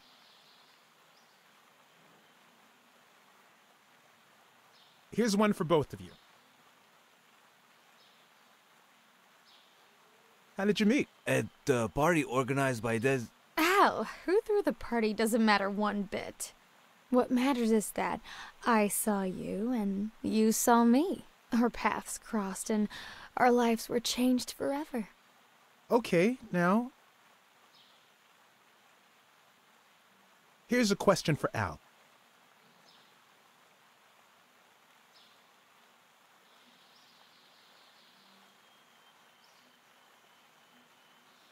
Are you ever jealous about sharing your sweetheart with America? Yeah, Nonsense. America has my smile, my figure, and my patriotic love. Everything else, and I mean everything, belongs to Al. Right, baby? Yeah, that's right. Moving on.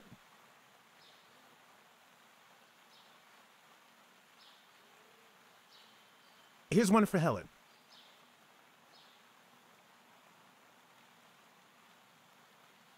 What can you say about the rumors that claim you were in a relationship with Desmond O'Leary? Oh, honey. It would be such a shame to mention that shady character in your article, wouldn't it? Well, why? I'm sure your newspaper would hate to fire someone as talented as you. Oh. Okay. Now what? Time for a picture. How should we pose?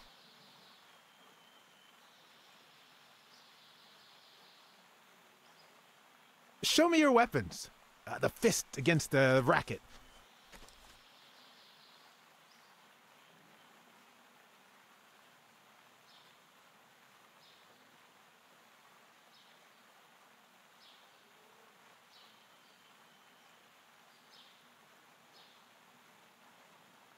That's it. Perfect.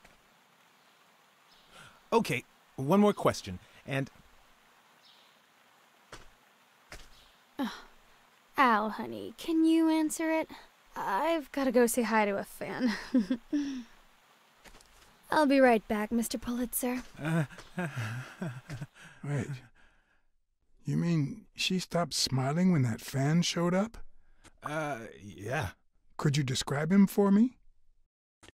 I'll be able to show you something as soon as I'm done developing these pictures. And actually, I thought it was odd, too. So while I continued to interview Stone, I managed to take some pictures of Moore and whoever her mysterious fan was.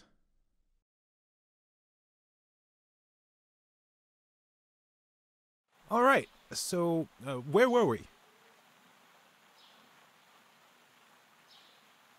Are you ever jealous about sharing your sweetheart with America? Well, I wouldn't say I'm jealous, but I know that someone so popular and honest can draw the wrong kind of attention. There are plenty of people who would love to put an end to her career, so it's not easy. In just 12 days, the contender will try to steal your belt. Any thoughts on your fight against Yale? Well, supposedly the odds are in my favor, but there's no such thing as a weak rival. And, you know, Bobby Yale might be young and going through a rough patch, but he's had an amazing streak, so I'll do my best. Your manager is Frank Cassidy, president of the Boxing Managers Association of New York. According to him, only boxers working with member managers should be allowed to compete. What do you think about that? Cassidy is a great manager, really. No complaints there. And the work he's putting in as president of the association is really valuable. But, I don't know, maybe in this case, Joe Dunn was right. Wait, no. Could you keep that last comment off the record? You know, on the down low. My lips are sealed. Let's get that picture taken.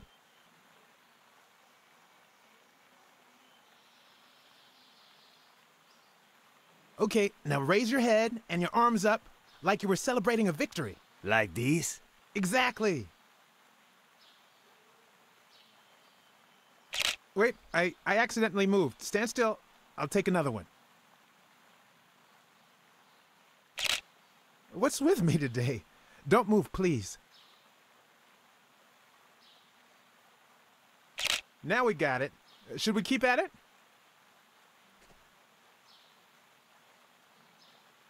Are you ever jealous about sharing your sweetheart with America? Well, I wouldn't say I'm jealous, but I know that someone so popular and honest can draw the wrong kind of attention. There are plenty of people who would love to put an end to her career, so it's not easy.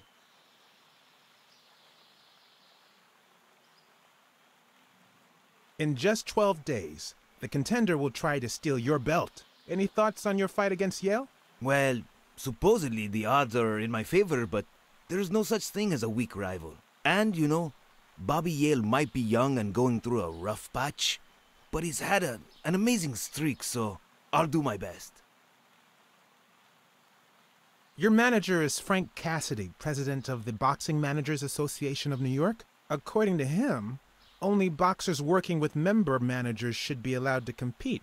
What do you think about that? Cassidy is a great manager, really. No complaints there. And the work he's putting in as president of the association is really valuable.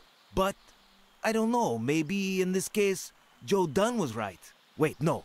Could you keep that last comment off the record? You know, on the down low. My lips are sealed. I'm going to take one more, all right? Turn around and show me those biceps from behind. Like that? That's it.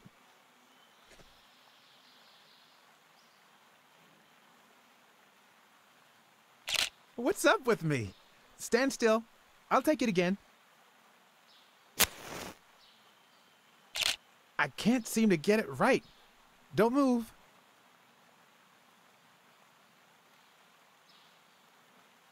It's about time. Finally, we're all set. Wait. So, are you telling me the photos are developed? Or is that what you said to Stone? Both. Just look.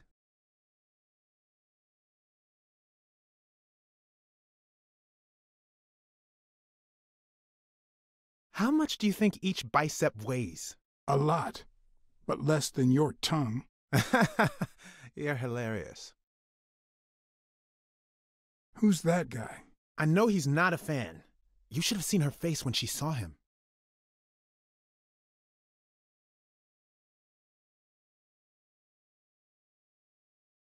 You know, I thought he'd be cocky, but he didn't seem too convinced about beating Yale. Well, maybe he's got reasons to doubt.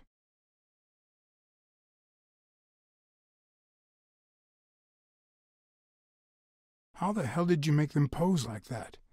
They're lovers, not sworn enemies. I don't know. I was focused on my detective skills. You know, I thought he'd be cocky, but he didn't seem too convinced about beating Yale. Well, maybe he's got reasons to doubt. I think she only smokes when she's nervous. What was making her nervous? That's a decent picture, but it doesn't tell the truth. Huh? Of course it's the truth. I was there. Stone isn't as strong as he looks, and Moore certainly doesn't need him to lift her up.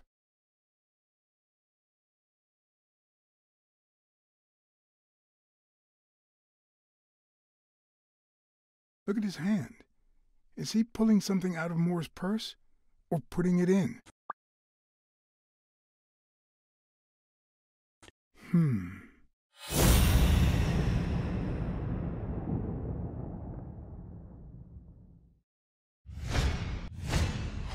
Wait, that's him. Who?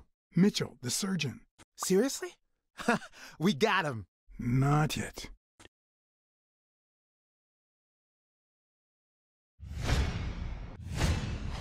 I've seen that matchbox before. Focus, Blacksad. We need to figure out how to find that Mitchell guy. Hey, pal. Did you hear what I just said?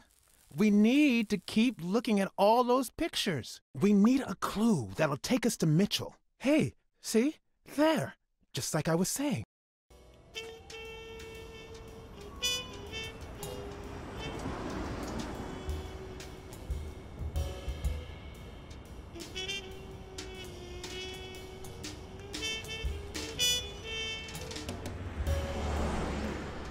Brawls aren't even the worst part of my job. Sure, you may take a beating, but at least you get the chance to defend yourself. But when you're sitting in your car all night, there's no way out.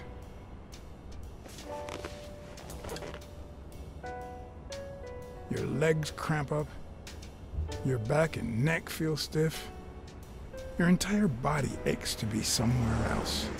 It's boring and repetitive.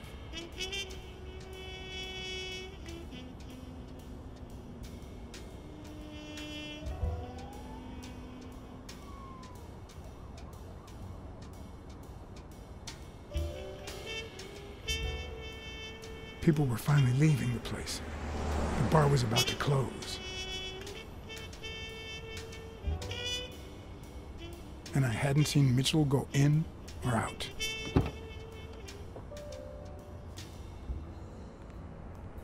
I had no choice.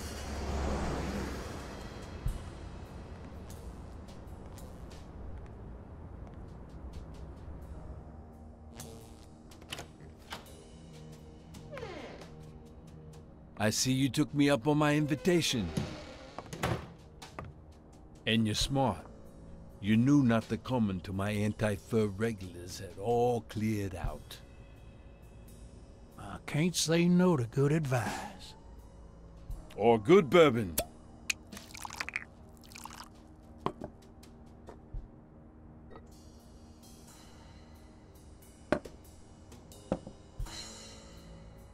Here's looking at you, Mr. What was your name? As far as I knew, La Iguana always stayed neutral. He played poker with Cassidy, but his joint was used as the gambling drop-off for O'Leary's operation. Did it make sense to keep faking it? Or was it too dangerous not to? Farnham. Howard M. Farnham II. That's right. Howard Farnham from Ding Dong, Texas.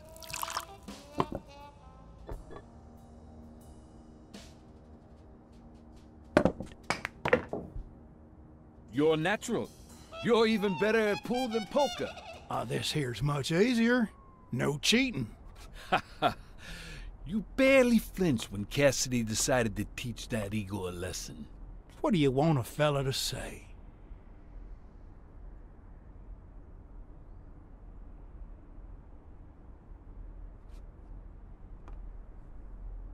If Cassidy hadn't ordered his barber to kill that son of a bitch, I'd have done it myself.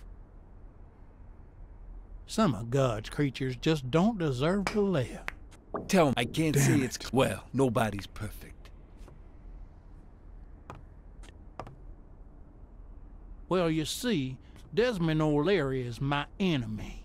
If you know a thing or two about him, I can leave it at that. Don't worry about it. I was only curious. So, what about me? What do you want from me? No one comes to La Iguana just to drink and play pool.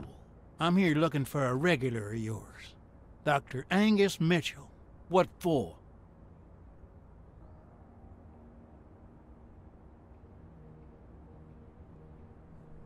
We fought together during the war. I just wanted to say hi. Sure. Tell you what, I'll talk to Mitchell. Come back tomorrow night. You don't understand. I have to talk to him, or else. Or else what?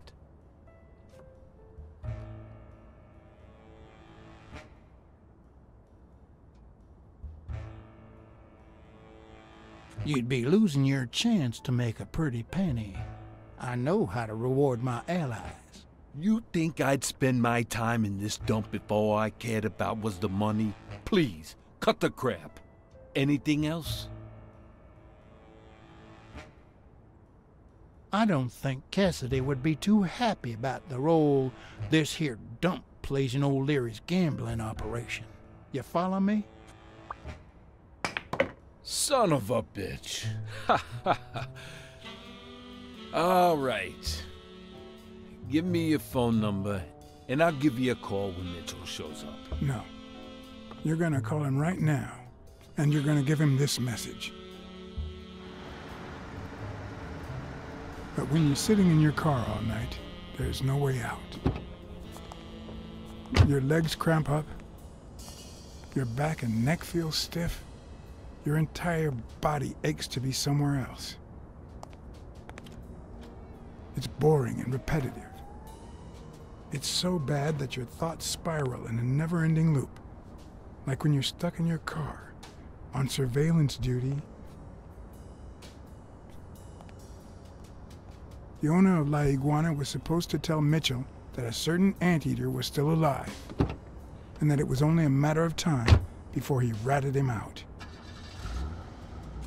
With a bit of luck, that would make him nervous enough to force his hand. Now all I had to do was follow him.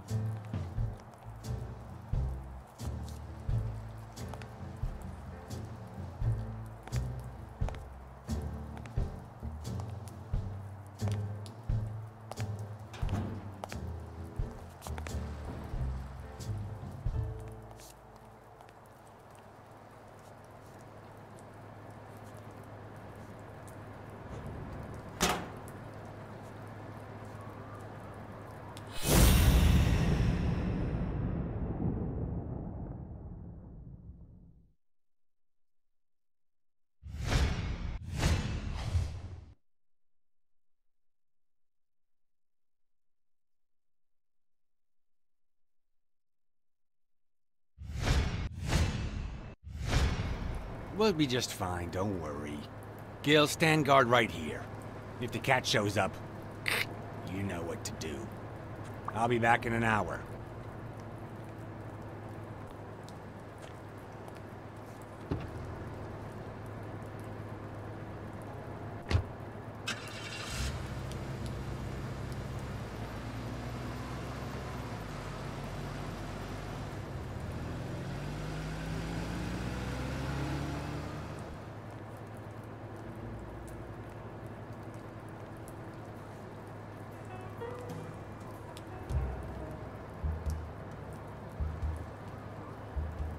Could I take him by surprise from over there?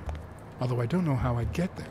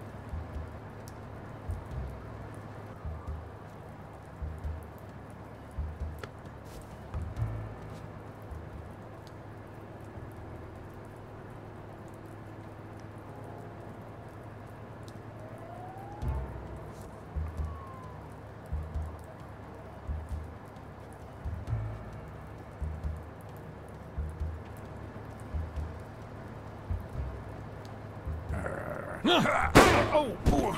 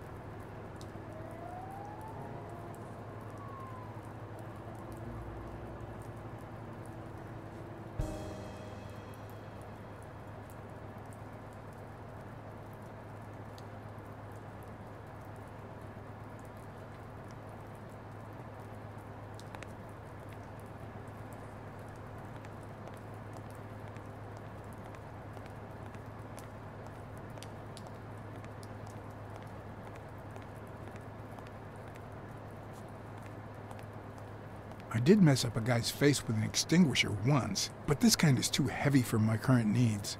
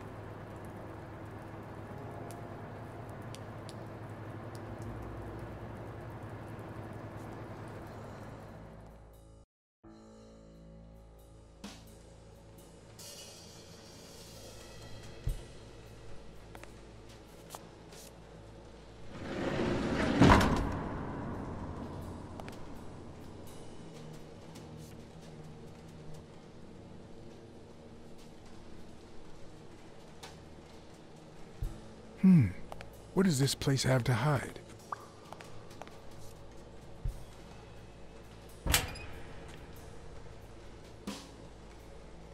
Hmm.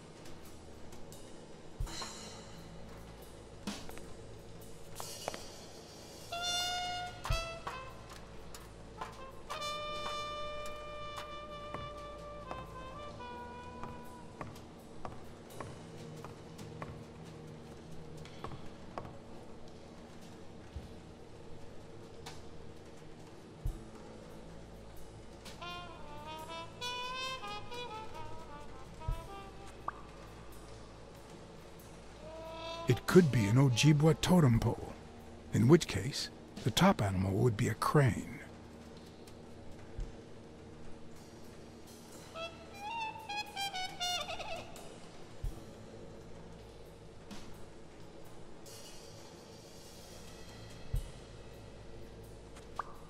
A dream catcher.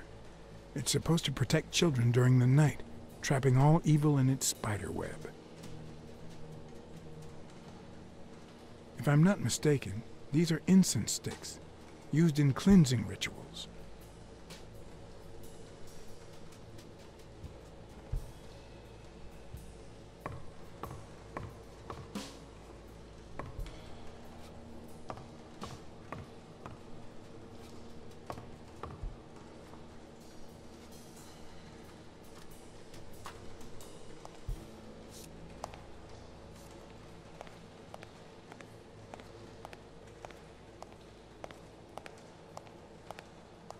According to this, the warehouse belonged to a Canadian import company.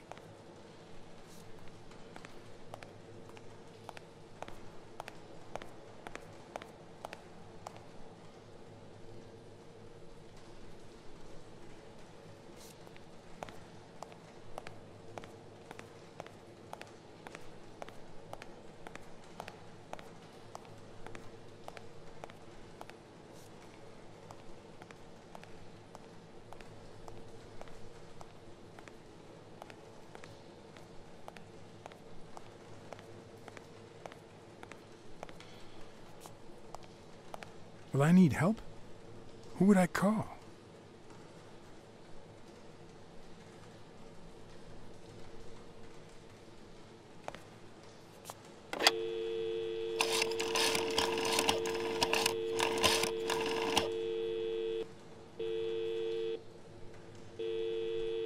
Smirnoff. Pier 36. Meet me in an hour. Blacksad? If you're coming from Montgomery, it's the 6th sea-facing warehouse. What's going on? And bring the cavalry.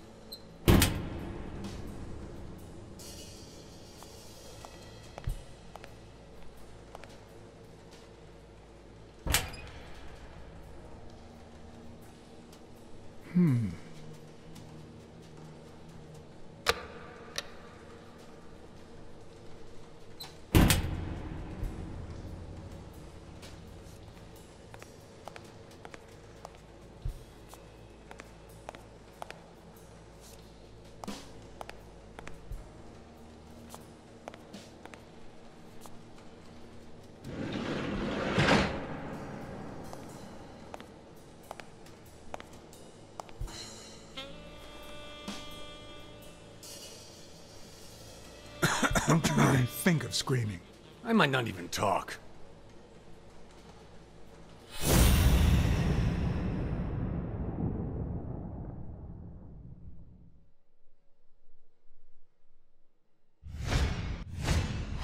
It looks like an arrowhead.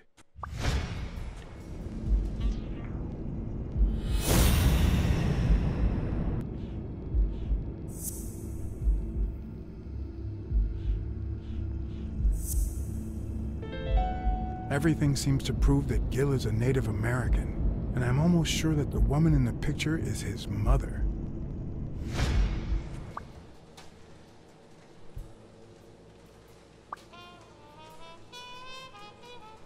You know who'll always believe in you? Your mother. My mother never lost her faith in me. And I gave her plenty of reasons when I was a kid.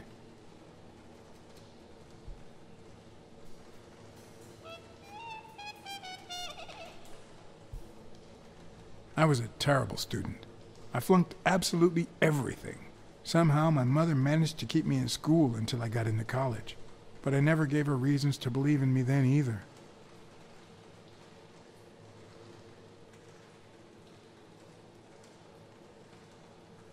I made new friends. The type of friends that convince you to do things that wouldn't make a mother proud. Then Pearl Harbor happened. I got drafted and sent to Europe.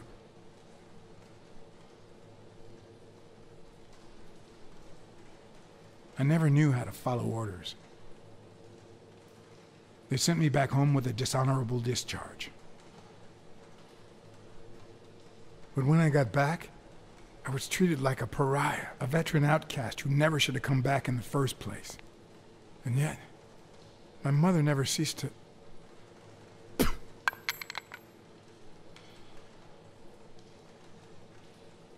I also fought in the war. That's where I met Mitchell. They used me, like many of my people. And then they just tossed us aside. The first time Mitchell offered me to do this, I told him to take a hike. I wanted to get my act together, but I ended up begging him. I don't like Mitchell. I don't like the things he makes me do. I don't like that German rat either. But what I like least of all is myself. I don't like what I did during the war, and I don't like what I'm doing now. Do you know what it's like to kill a friend for the sake of the mission? Huh. But my mother, she always thought I'd make amends and start anew.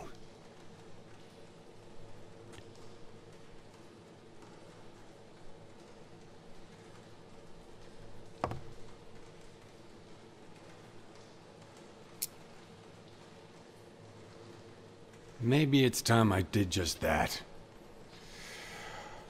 It's number 3.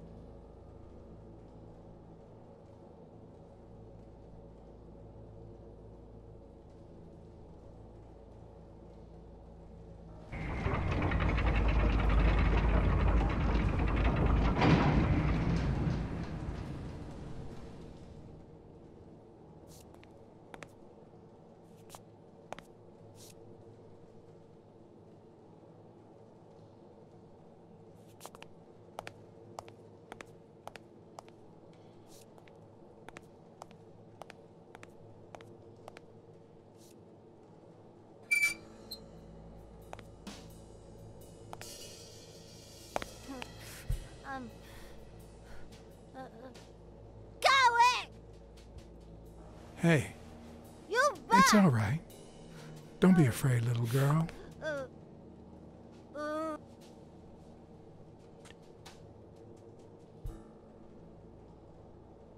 I don't want to scare you, okay? Vita, no hurt.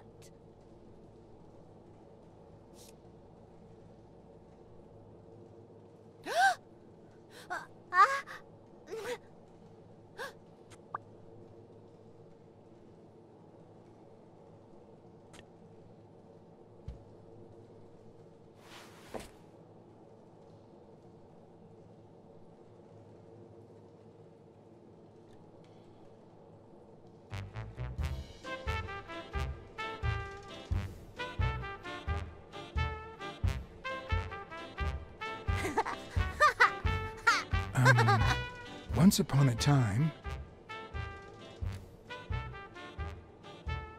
upon a time, there was a beautiful princess called... Brunhilde. Hi, my name is Brunhilde, and I'm very happy, said Brunhilde. And then Brunhilde, who had a beautiful name... Really beautiful. A really beautiful name, ran into someone very special. Oh, who was it?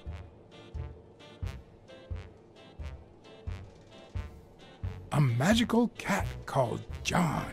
I'm a magical cat. My name is John. Hi, John the cat.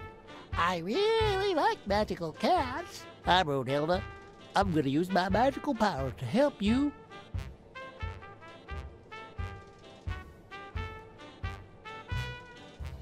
You're out of a cage, too. Nein, it's sad.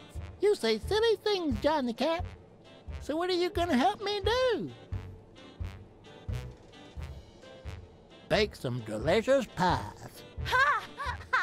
I love pies. Which is your favorite? Wow, that's a very hard question.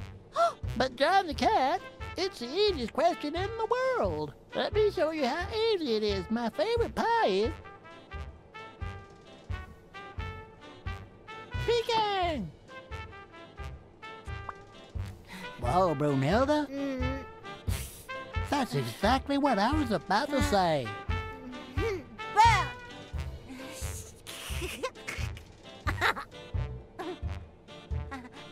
Bernd, John, Brunhilde, Fronte.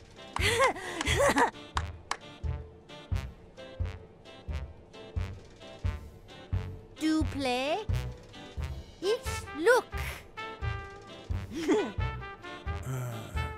Okay. Hi, Bird. Why are you wearing that mask? Weil, gas. Well, maybe we should get out of here. What do you think, Bird? And what about you, Brunhilde? Don't you think that?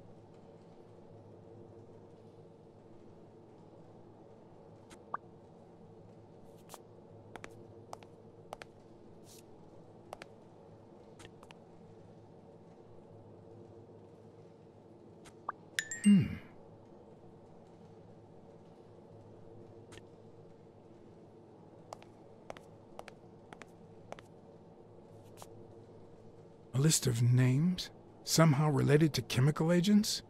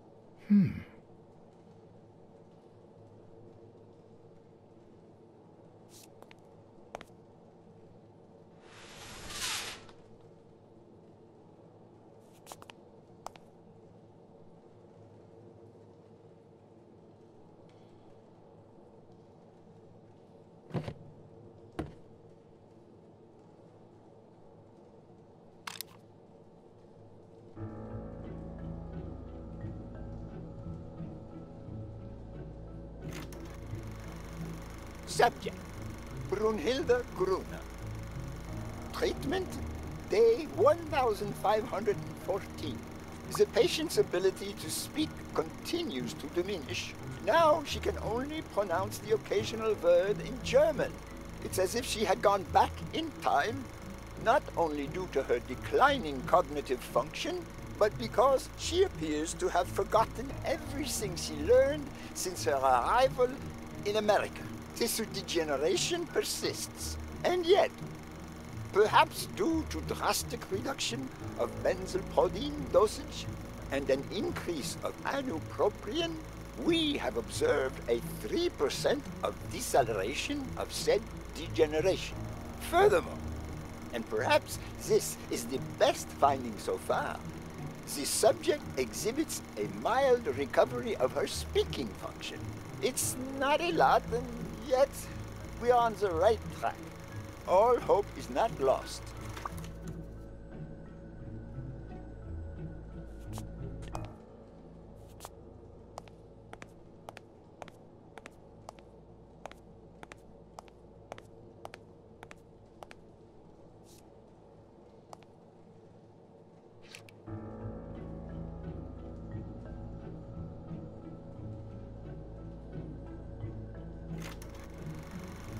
Subject, Craig Spano.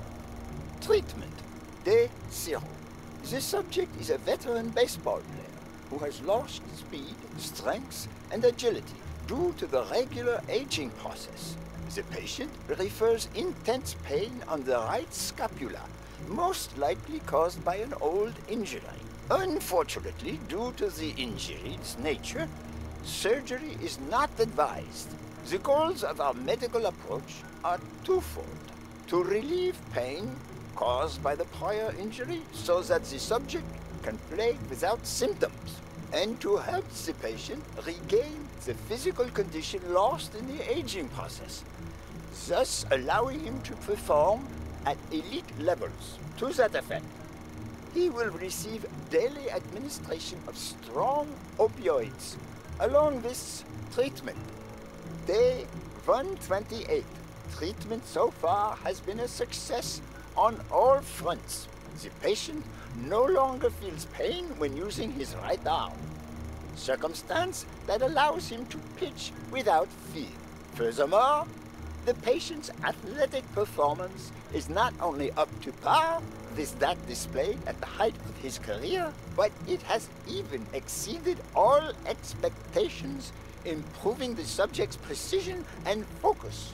So far, the only side effect seems to be a slight euphoria experienced 3 hours after dosage, which subsides 4 hours later, taking the patient on an emotional roller coaster of sorts with bouts of mild trembling. Treatment. Day 341. The patient's health has visibly deteriorated. Moments of euphoria and boosted physical performance have become increasingly shorter, while the ensuing periods of depression and weakness have become longer, including severe trembling and tachycardia. Although we have met all therapeutic goals, we will proceed to terminate the treatment in order to avoid causing irreparable physical and mental damage to the patient.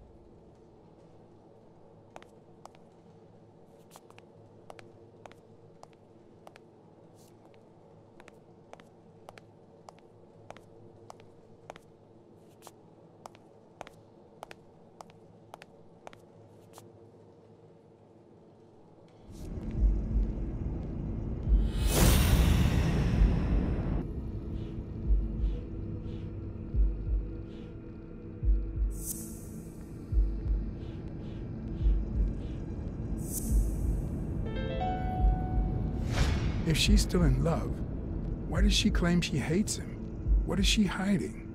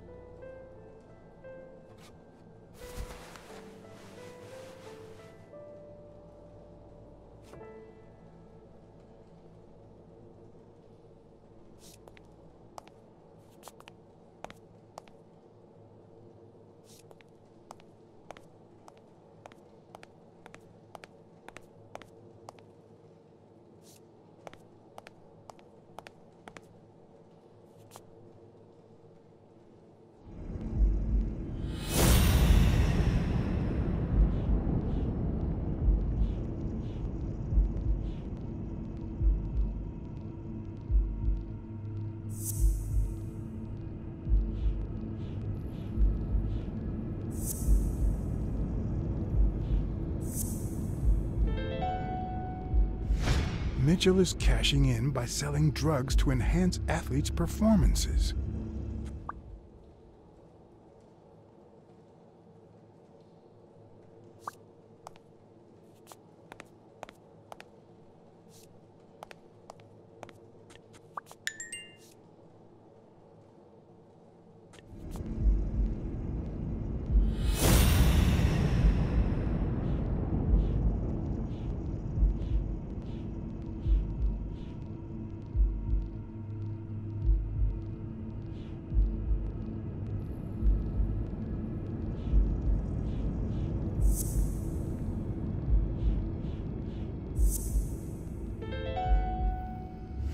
The worst part of Mitchell's scheme isn't that it's illegal or unethical, it's that he didn't even care about compromising the athlete's health.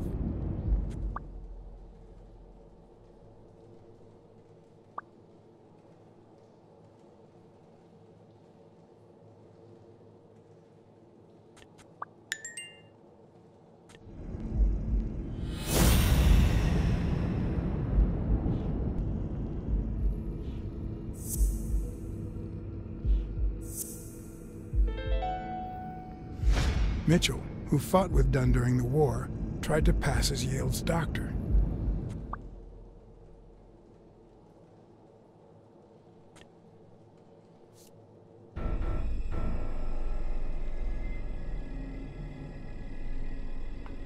Gil?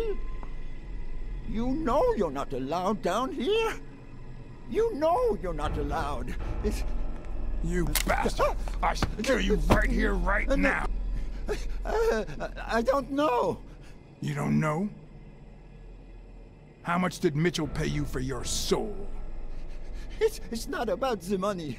It's about Brunhilde, my daughter. She was born with a degenerative disease, a rare condition similar to the Angelman syndrome. There are only 4 known cases like hers, and none of the patients reached the age of 5.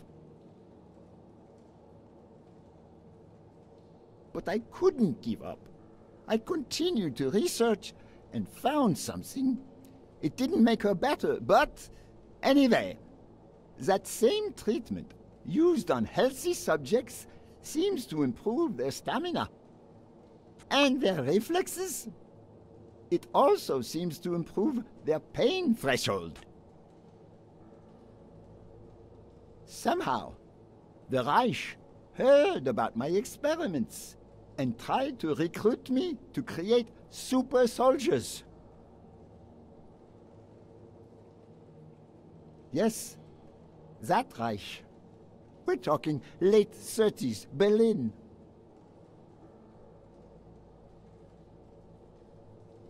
I escaped with Brunhilde and came to your country. But the American military also heard about me. I spent the entire war experimenting with drugs on soldiers. Some were highly effective, I must say. When the war was over, my experiments were discarded. I was forbidden all access to the drugs, and Brunhilde got worse.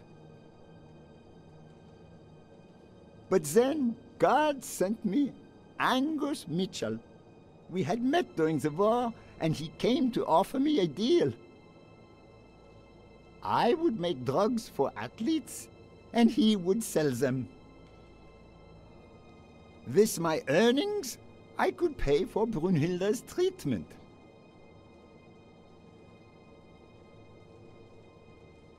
What else do you want me to say?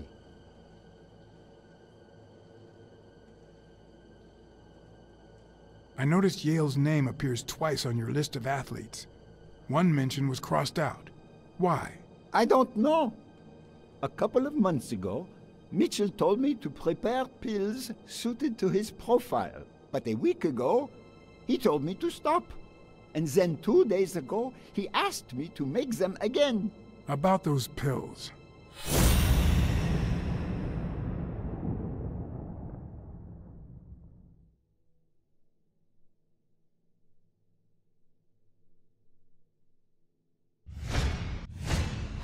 There was a bottle there before.